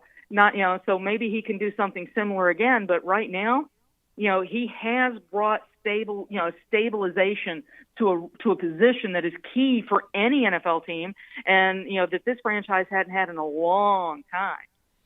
You mentioned, too, the 3 interceptions. The first one is bad. I mean, that's bad. There's no doubt about it. The second one, the one on first and goal from the 9, I don't like the play call necessarily because, like what you said, you think you could pound that ball in there. Having said that, it is open if he gets him the ball. The play the kid makes, what was it, Hilton, something like that? Mike Hilton. Mike Hilton. The play that kid makes is spectacular. We see all the time quarterbacks have to loft the ball over a guy that's coming in. That guy's always unblocked on that play, and they always throw it between their arms or over their head and drop it off to the guy that's out in the flat and so on. That kid skied, bats the ball in the air, catches it 5 yards further, back behind the line of scrimmage, about the 20-yard line. You got to, at some point in time, you got to credit the play. I mean, the play the kid made was spectacular. And then on the last one, I thought the receiver didn't come back to him at all. I mean, that's a terrible interception at that point in time and leads to the winning, to losing the game. But I thought that the kid did not come back to the ball. I thought it still hit him in the hands. I didn't put that one 100% on Tannehill. 1, on Tannehill. 2, a great play. 3, come back to the ball a little bit. Thing that hurt, Anthony Ferkser was wide open in the middle. And close enough to the first down marker that if he throws it to him, you've got the first down. So that's the thing that makes that turnover so egregious. And the fact that Julio Jones wasn't on the field for that play. It's like you've got some key receivers and crucial situation, playoff game. Why weren't they on the field too? Yeah, no doubt. All right, so in free agency, you made a comment about Aaron Rodgers. There are very few places I honestly think Aaron Rodgers is staying in Green Bay. I really do. I'm going to finish in Green Bay. And I think about where could Aaron Rodgers go and pull a Matt Stafford. First of all, Matt Stafford isn't in the Super Bowl yet either. Jared Goff did go to the Super Bowl with that team. He won a playoff game, and people he won a playoff game. Come on. Let's wait and see before everybody's talking about Matt Stafford. Let's just wait and see. But if Aaron Rodgers is going to have a Peyton Manning-type moment, if there is a team that he could go to and make that difference, I think the Titans are one of those teams. I don't see how you could possibly do it because of the Tannehill deal, but if there was a place that is Super Bowl ready like the Broncos were, maybe he would make a difference there. I don't see anywhere else in the league where Aaron Rodgers can go and all of a sudden they become a Super Bowl contender. I don't know, maybe the Raiders. I don't know. You're right. This team is set to win. Again, number 1 seed, 12-5, doing that with, just a revolving door most of the season at players. It was just ridiculous, the injury situations that they did. But, the challenge is the Packers, I disagree there because, you're going to have to do some incredible financial wizardry to kick this can down the road of being $40 million over the cap. And with so many guys poised to hit free agency, that's the thing. If you had guys under contract, that's one thing. You can redo, restructure, and play those financial games. But, Devontae Adams, you can franchise tag him, but that's going to be a pricey tag. So, here's the thing. John Robinson has shown that he'll pull the trigger to make a big trade for, he got the Miami Dolphins to pay $5 million of Ryan Tannehill's salary in 2019. And got a 6th rounder that became David Long who's now your starting inside linebacker this season. So, I'm not going to put anything past him, but there's just so much money with the dead cap number involved with Ryan Tannehill that it just I want to see the financial wizardry that would be needed to make that happen. I used this line yesterday, Tom. I don't think David Copperfield can make that disappear. Yeah, I would agree. That's a good line, and I don't think that would. I don't think that would happen. But I think in Green Bay, the situation will be what if Aaron stays. A lot of those other guys stay. Devontae Adams is waiting to see what happens with Aaron Rodgers' contract and whether or not they want to keep the band together, and so we'll see what happens there. But maybe I'm just a sports romantic.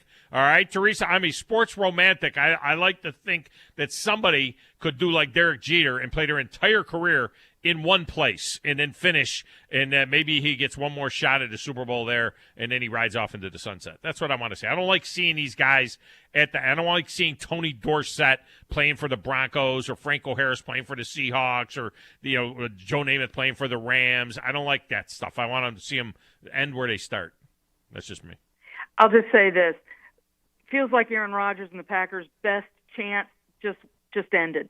I mean, and let's not forget, they were in the NFC Championship on their own field. First team to win 13 games in 3 straight seasons, and what have they got to show for it? Yeah. Well, and the one thing Titan fan could – misery loves company. I mean, the Packers went down at home. The defending Super Bowl champs went down at home. The Titans went down at home. And the Chiefs, pretty near, went down at home. So – it's the way of the NFL. I mean, this isn't the SEC. This isn't college football where who you think is going to win is always going to win.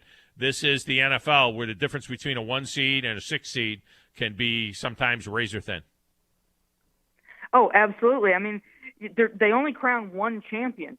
And look at this last weekend. The first 3 games were decided on a last-second field goal, and the 4th game went to overtime. The margin of error is that slim when you get to that stage of the NFL season. How old is Tannehill, by the way? Do you know? He will be 34 later this summer. 34. Okay, so that's still prime time for a guy that's in great shape like him. So that's still prime time for another couple of years. So what you're telling me is he's not Kerry Collins. Or I want to end where I started. He's not Kerry Collins, right? God bless Kerry Collins, but he's not Kerry Collins. No, this is a guy who is quite the athlete, physically gifted, only quarterback over the last 2 seasons to run for 7 touchdowns in each of the last 2 seasons. A year ago, he had a total of a career high 40 touchdowns.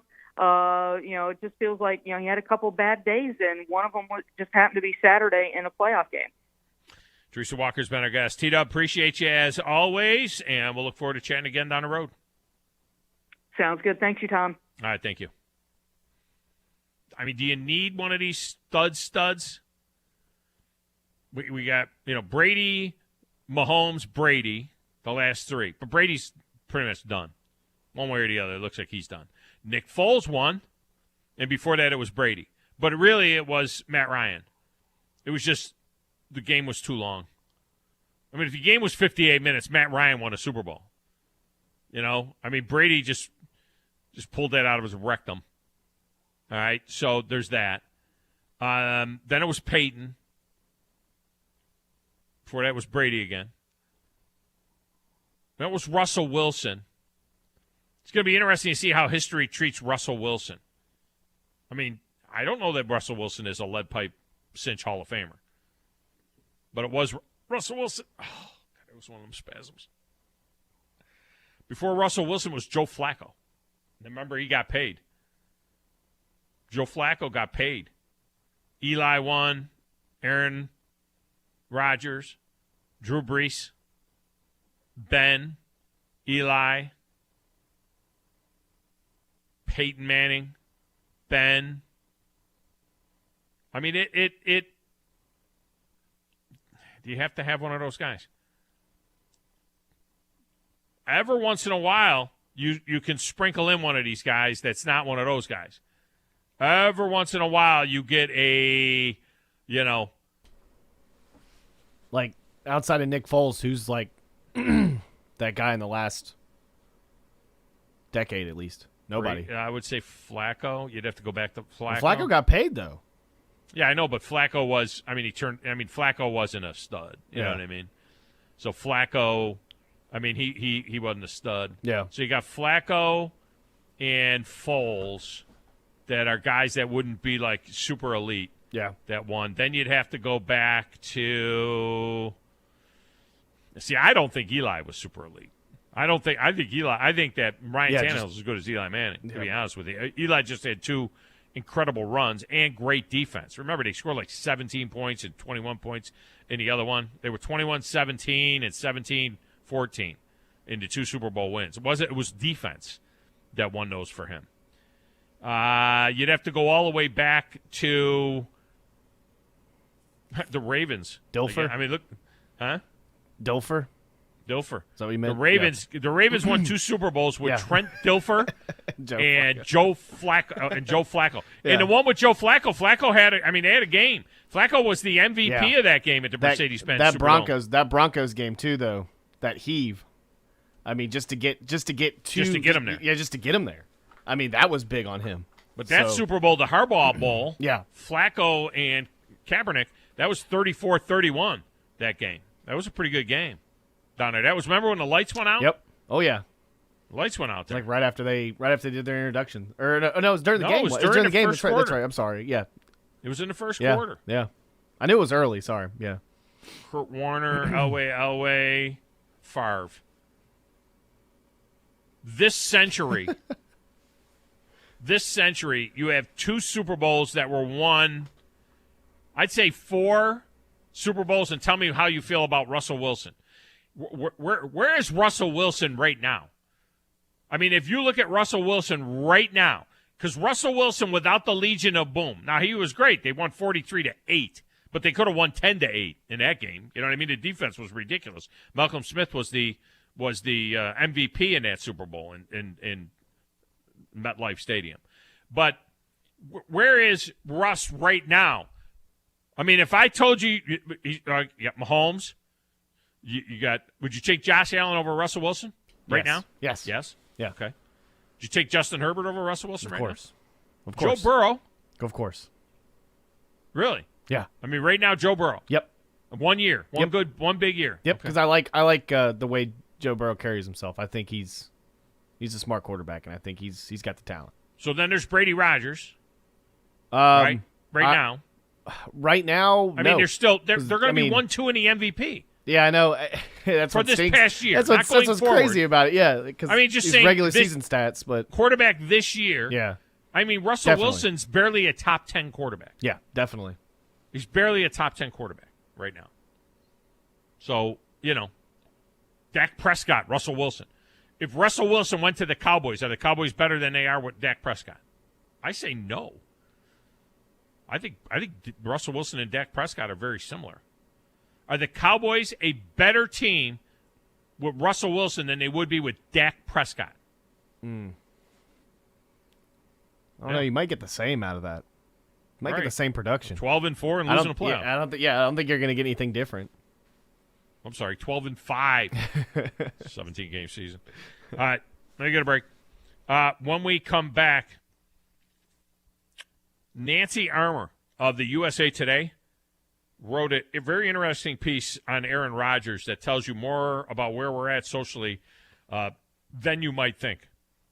We'll talk about that next. I'll explain on 97.7 ESPN The Zone.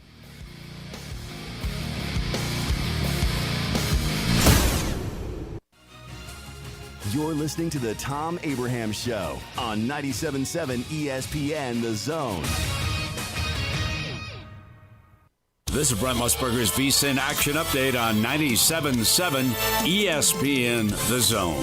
Heads up, sports bettors. Right now you can try VSiN All Access free for 30 days with no credit card required. Visit vsin.com/free month to sign up now. College basketball, Alabama going on the road to face Georgia. The Crimson Tide -14.5. Later, Auburn, now the #1 team in the land, at Missouri. The Tigers -13.5. Israel Adesanya and Robert Whitaker will fight for the middleweight heavyweight title at UFC 271 February 12th in Houston. Adesanya the -150 favorite, Whitaker the +210 underdog. This is their second bout. Whitaker lost the title to Adesanya in 2019 via second-round knockout. As we approach Super Bowl 56, the latest odds for Super Bowl MVP. Patrick Mahomes the favorite at +175, Matthew Stafford +330, Jimmy Garoppolo +600, Cooper Kupp and Joe Burrow each at +1,000. I'm Trey Westerberg, 97.7 ESPN The Zone. Tom Luganbill here for my friends at Woody Anderson Ford. Bobby White and his team take great pride in their service department, and you can see it the moment you walk into those beautiful new service lanes. And just like a championship team, they all work together to make sure your experience is second to none, whether you drive a Ford or not. Also, check out the gold certified pre-owned inventory at Woody Anderson Ford for great deals every day. Stop by and see them at Jordan and Sparkman or at Woody Anderson of Madison on Hughes Road, or visit WoodyAndersonFord.com. Take your taste buds back in time with a trip to the all-new Bubby's Diner, offering a variety of mouth-watering food from delicious starters to 50s-style diner food and meat-and-free meals, featuring owner and Huntsville native Chris Bubby Belcher's family's homemade recipes. Open Monday through Saturday for breakfast, lunch, and dinner at 8412 Whitesburg Drive in the former Gibson's Barbecue. Drive-in, drive-through, carry-out, or curbside pickup with delivery coming soon through Grub South. Bubby's Diner, home of the Donut Burger. Here's another listing from the 97.7 ESPN The Zone Job Board. Automation Personnel Services is seeking a hardworking warehouse operator for a well-respected pharmaceutical company in Huntsville, with pay starting at $15 an hour. Learn more at 977ESPN.com. Does your business have positions it needs filled? Contact 97.7 ESPN The Zone today to get your openings announced on the 97.7 ESPN The Zone Job Board. Just email Joe at abrahamBroadcasting@gmail.com. Here in the South, we like our traditions, like Alabama football and tailgating on fall Saturdays. And the best way to start your tailgate? Visit Brooks & Collier to see North Alabama's largest selection of premium grills and smokers. Big Green Egg, Blaze, and Traeger. Everything you need for that perfect tailgate. Check out our rubs and seasonings. We have a full wall to please any taste palate. Visit Brooks & Collier at 813 Meridian Street or at brooksandcollier.com. An Alabama tradition for 75 years. Roll Tide. Thom Abraham here for my friend Brian Hamaker and his team at North Alabama Mortgage. Look, buying a home is the biggest purchase you will make in your life, and it can be a bit intimidating, so you want people that can help walk you through the mortgage process and get you the best deal possible. That's what North Alabama Mortgage does, and they do it in Alabama, Tennessee, and Florida, from first-time purchases to refis, conventional, VA, FHA, and USDA loans. They have the solution at North Alabama Mortgage. Visit NorthAlabamaMortgage.com to learn more. That's NorthAlabamaMortgage.com. For over 20 years, Audio Insight has been designing and installing systems that integrate today's technology into homes and businesses all over the Tennessee Valley. At Audio Insight, they don't provide one-size-fits-all system solutions. Instead, they design your system from the ground up based on your valuable input. By working closely with you, Audio Insights can ensure that your system will meet your performance, budget, and aesthetic needs. Visit the showroom at 1229 Putman Drive off Jordan Lane and experience some of their fine products firsthand. Visit audio-insight.com to learn more. The Just for Pros event at Lowe's is back. Check out special savings on the toughest tools, handpicked for pros. Buy one Metabo HPT 36-volt battery starter kit, get a select bare tool free, and save on the DeWalt Tough Grip 110-piece drill driver bit set. Was $49.98, now just $29.98. Shop in-store, online, or on the Lowe's app and pick up in-store. While supplies last, valid 1/17/22 through 1/28/22. U.S. only. Get your Ford your way today. Hey folks, Bobby White back again for Woody Anderson Ford, and we've got F-150s in stock right now. We have F-150s on the ground so you can climb behind the wheel and take a test drive today. Plus at Woody Anderson Ford, our 2021 F-150s come with $1,000 in bonus cash, along with financing as low as 0% for up to 60 months with your good credit. This offer ends January 31st. To be clear, these F-150s are in stock today, ready for your garage tonight. Now let's talk about making a custom factory order. Not only is there no extra cost to custom order, but you'll get $1,000 off MSRP on top of any additional factory rebates on 2022 F-150, Explorer, Ranger, Expedition, and Mustang. Go to WoodyAndersonFord.com and you'll see how easy it is. And speaking of easy, our service department is now offering free pickup and delivery when it's time for your next Ford service. Ask about it at Woody Anderson Ford, the corner of Jordan and Sparkman. Look forward to seeing you. Here in the South, we like our traditions, like Alabama football and tailgating on fall Saturdays. And the best way to start your tailgate? Visit Brooks & Collier to see North Alabama's largest selection of premium grills and smokers. Big Green Egg, Blaze, and Traeger. Everything you need for that perfect tailgate. Check out our rubs and seasonings. We have a full wall to please any taste palate. Visit Brooks & Collier at 813 Meridian Street or at brooksandcollier.com. An Alabama tradition for 75 years. Roll Tide. From the Fox 54 Weather Center, I'm Chief Meteorologist Jordan Dressman. A partly to mostly cloudy sky this afternoon. It does look like we are going to be dry. All of the rain is going to stay well to the south of North Alabama and southern Middle Tennessee. But it is going to be a cooler afternoon across the Tennessee Valley. Temperatures only climbing into the mid and upper 40s, dropping into the low and mid 20s as we head into the overnight. More sunshine for your Wednesday. A mostly sunny sky, as a matter of fact, but that doesn't necessarily mean it's going to be warm. Highs only climbing into the upper 30s and lower 40s. Once again, dropping into the low and mid 20s as we head into the overnight. And Chief Meteorologist Jordan Dressman on your home for ESPN Radio 97.7 ESPN The Zone. This is Steve Moulton from The Drive. Be sure and join us today from 5 to 7 with Wes Neighbors and me. Now back to the Thom Abraham Show on 97.7 ESPN The Zone.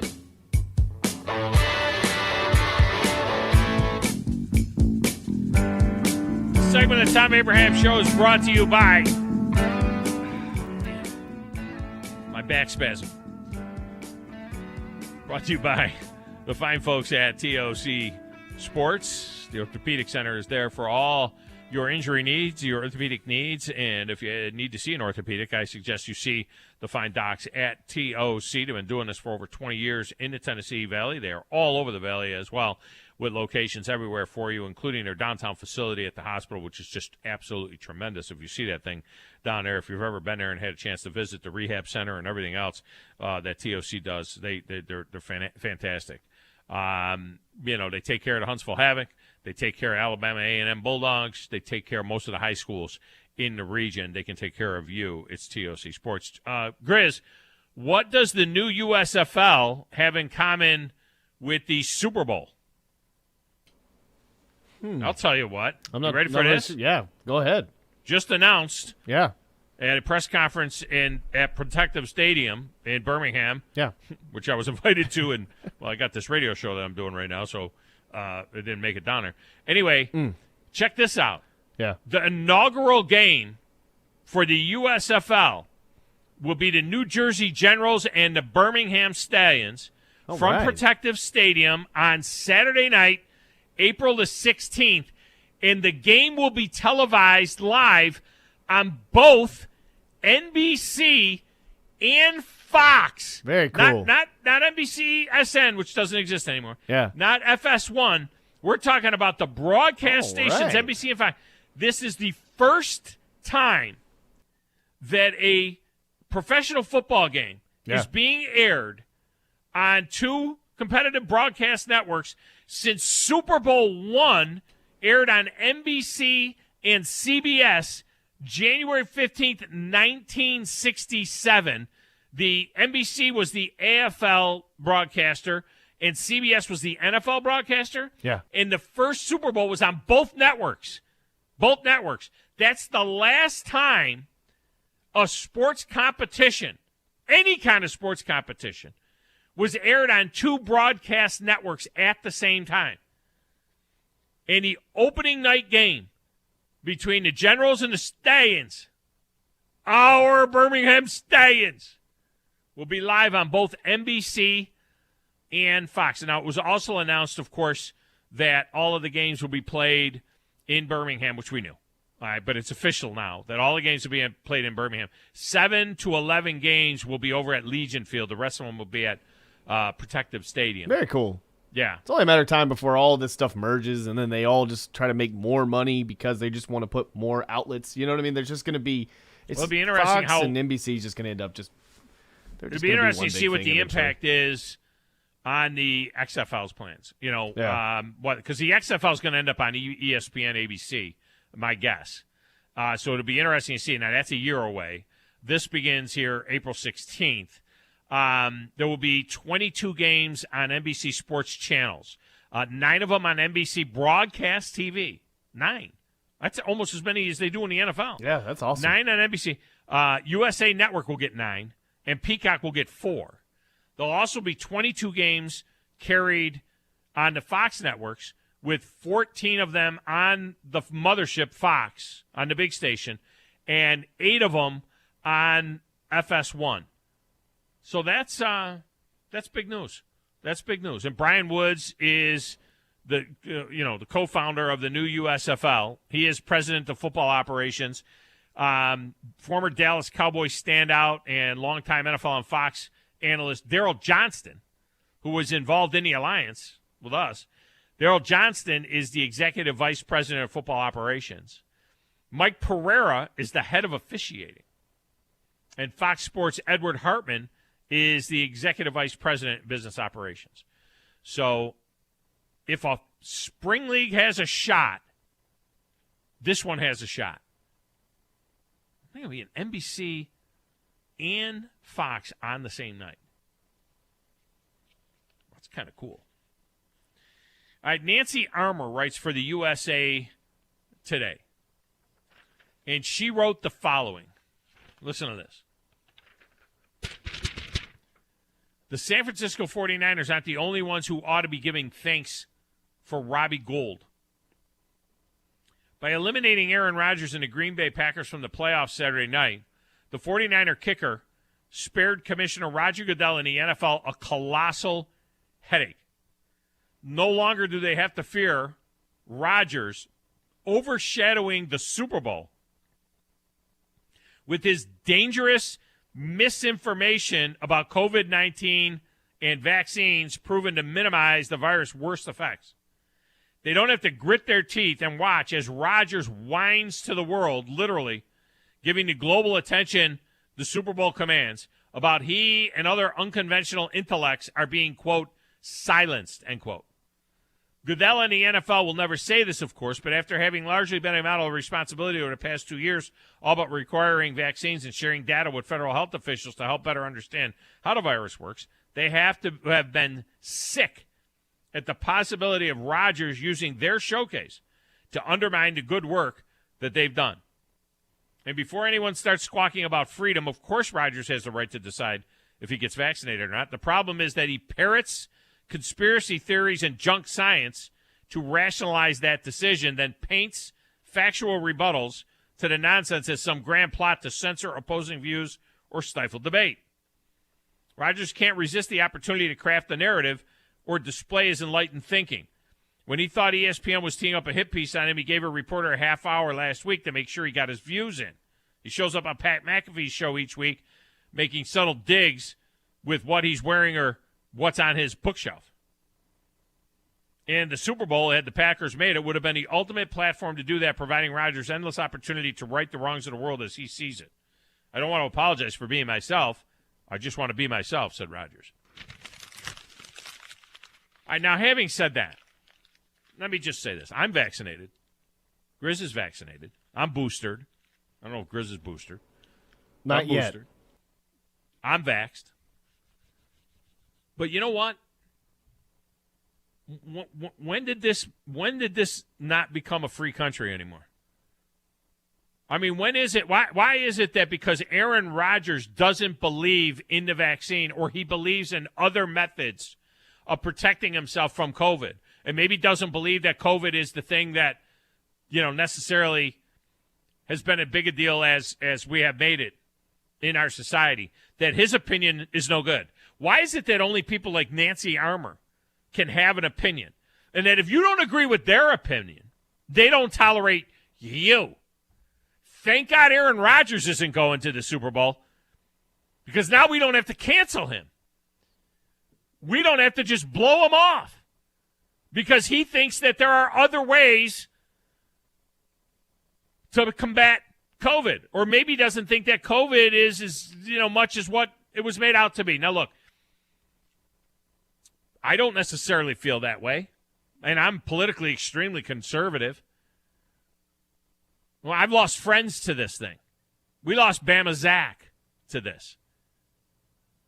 I mean, we know it's a thing. People also die of the flu. People die in car accidents. We're still driving cars. But because Aaron Rodgers has an opinion that is contra to her opinion. Thank God he's not at the Super Bowl. We don't have to hear his drivel about why he didn't get vaccinated. What? This is America. We still have the right to dissent. That's what we do. That's how this country was born. On dissent. If he thinks that there's a better way, so what if he gets to talk about what he thinks is the better way? If he thinks that some of the science is cockamamie, so what? It's America. He can't have an opinion because it's not her opinion? So everybody that doesn't agree with these people, then they must be nut jobs. Now, there are nut jobs out there. I call them the lunatic fringe. They're on the right and they're on the left. Lunatic fringe. There are nut jobs in our country. We got nut jobs in our government. They get a voice. They're nuts. They get a voice. You got people coming up with all kinds of different opinions. But, kind of what we do.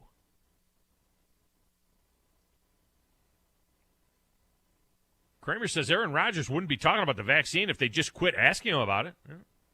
And I don't think Aaron Rodgers is going to go to the Super Bowl and just talk about the vaccine the whole time. If somebody asks him about it, he's going to give his opinion. Yes, that's ridiculous, yeah. He's going to walk in there and just start talking about, hey, by the way, I think that vaccine is garbage. You know what's going to happen?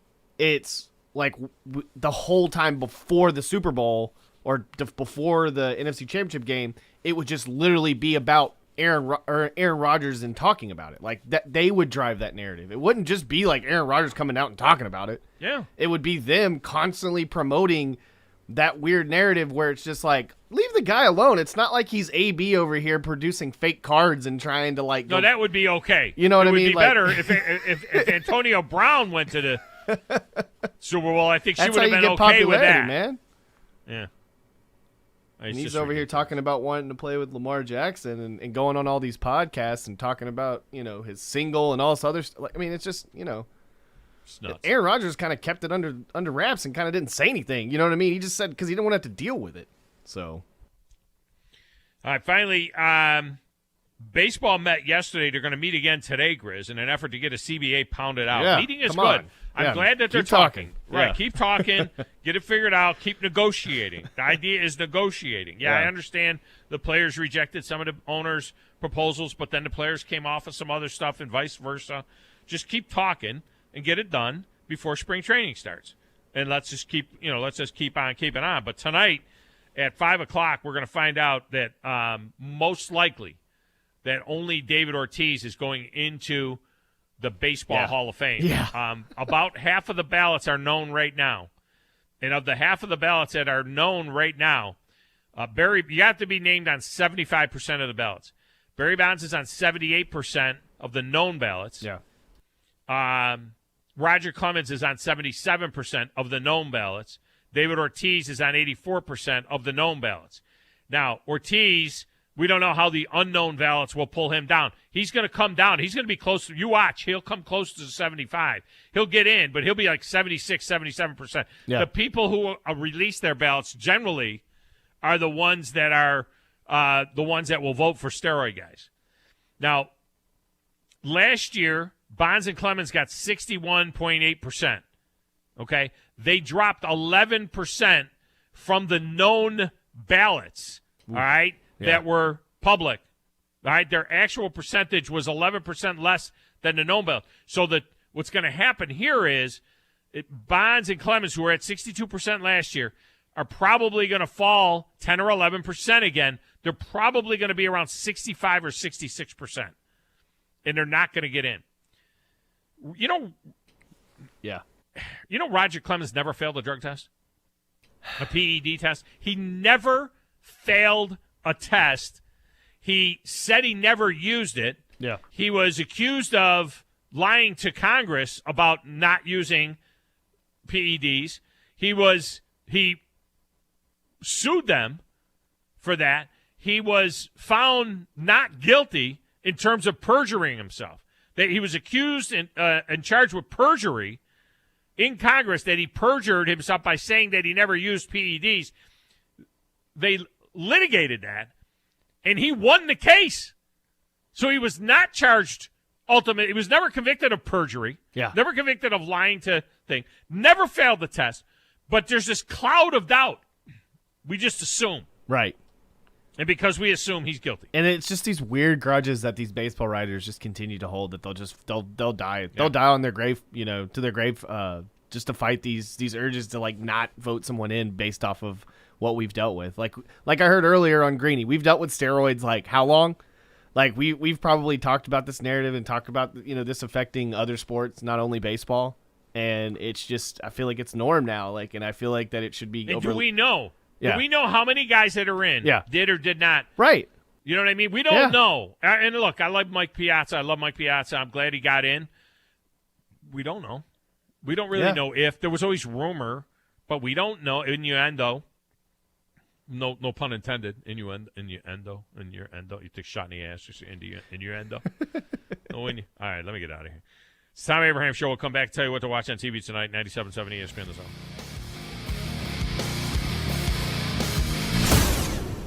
Thom Abraham here from my friend Ross Roberts and his team at Valley Equipment Rental on the South Memorial Parkway. Did you know that Valley Equipment Rental is independently owned and operated by local folks right here in the Valley? They are celebrating 10 years in the business this year and have grown to be North Alabama's largest supplier of rental skid steers and mini excavators. Now, if you have a question about what tool to use, just call them at 964-6081, and the pros at Valley Equipment will get you into the tool that you need for your specific project. Valley Equipment, more care in every rental.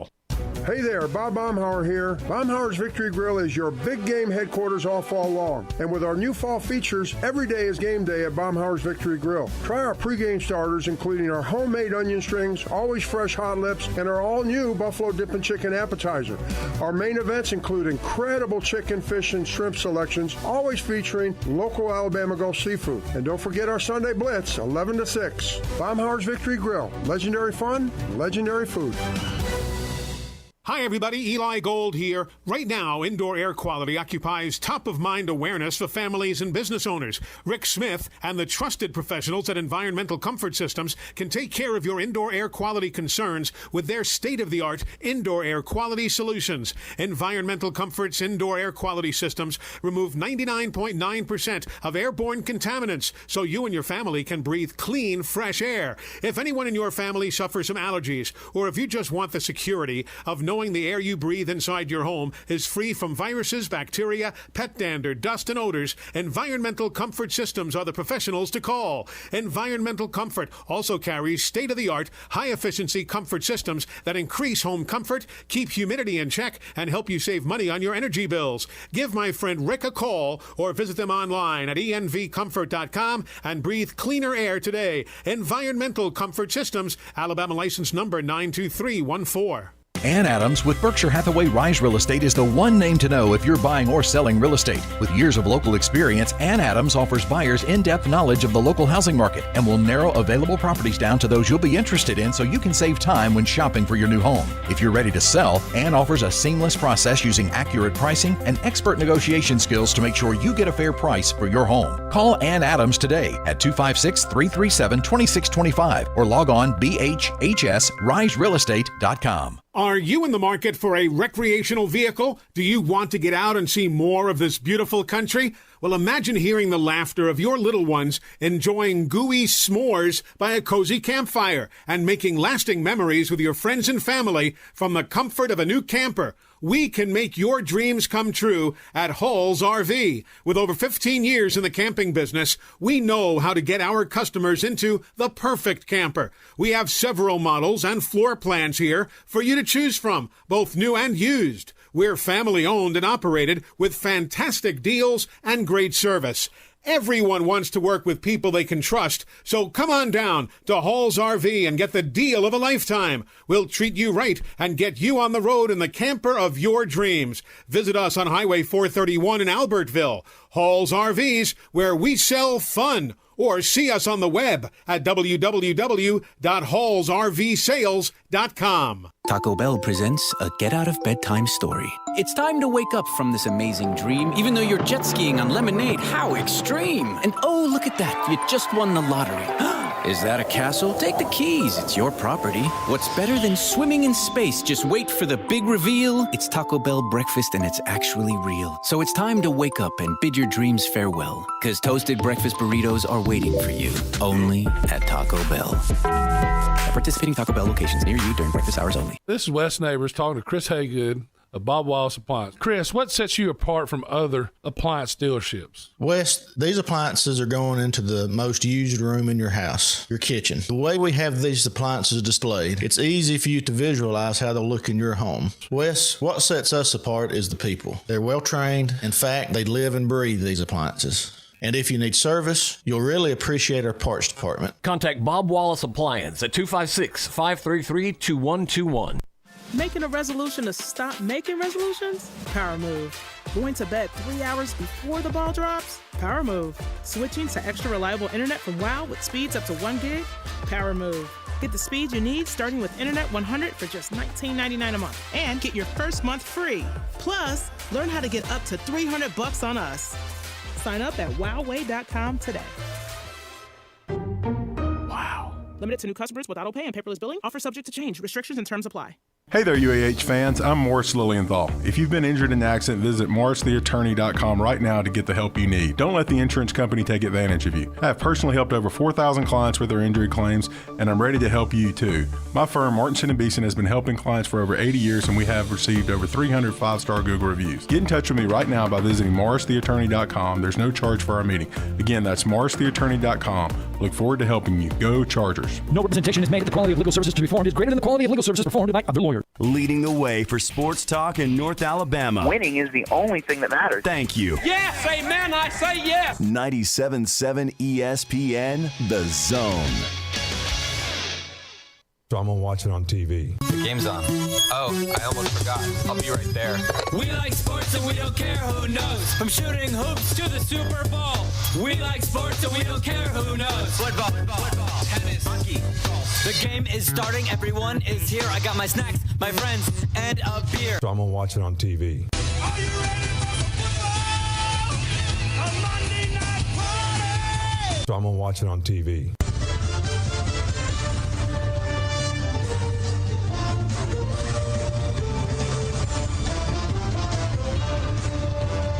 So I'm going to watch it on TV.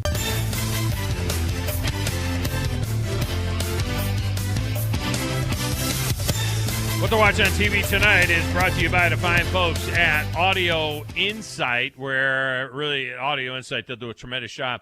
Dave Bond and his crew, you know, they've been doing this for over 20 years in the Tennessee Valley. You notice a lot of our sponsors, a lot of people I endorse have been around for over 20 years in the Tennessee Valley. Well, Dave Bond and his crew, over 20 years, installing, designing, all kinds of great systems, and they do a tremendous job.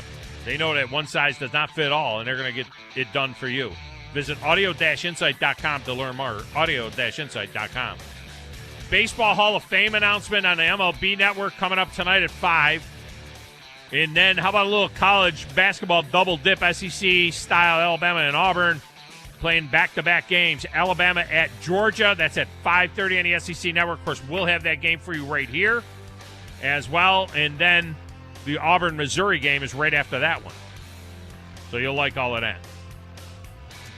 Coming up next, it's the Chuck Oliver Show, followed by Paul Feinbaum, and then Alabama and Georgia, basketball style, right here on your home for the Crimson Tide, 97.7 ESPN, The Zone.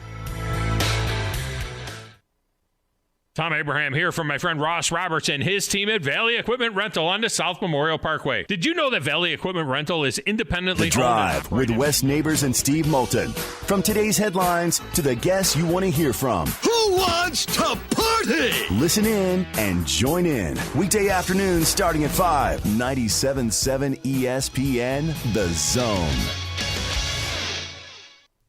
This is SportsCenter. I'm Christine Lisi. Family will play a substantial role in determining whether Tom Brady will return to play next season. That from the Buccaneers quarterback himself on his Let's Go podcast. Brady also said if this is it, he could walk away proud and satisfied, even though Tampa's season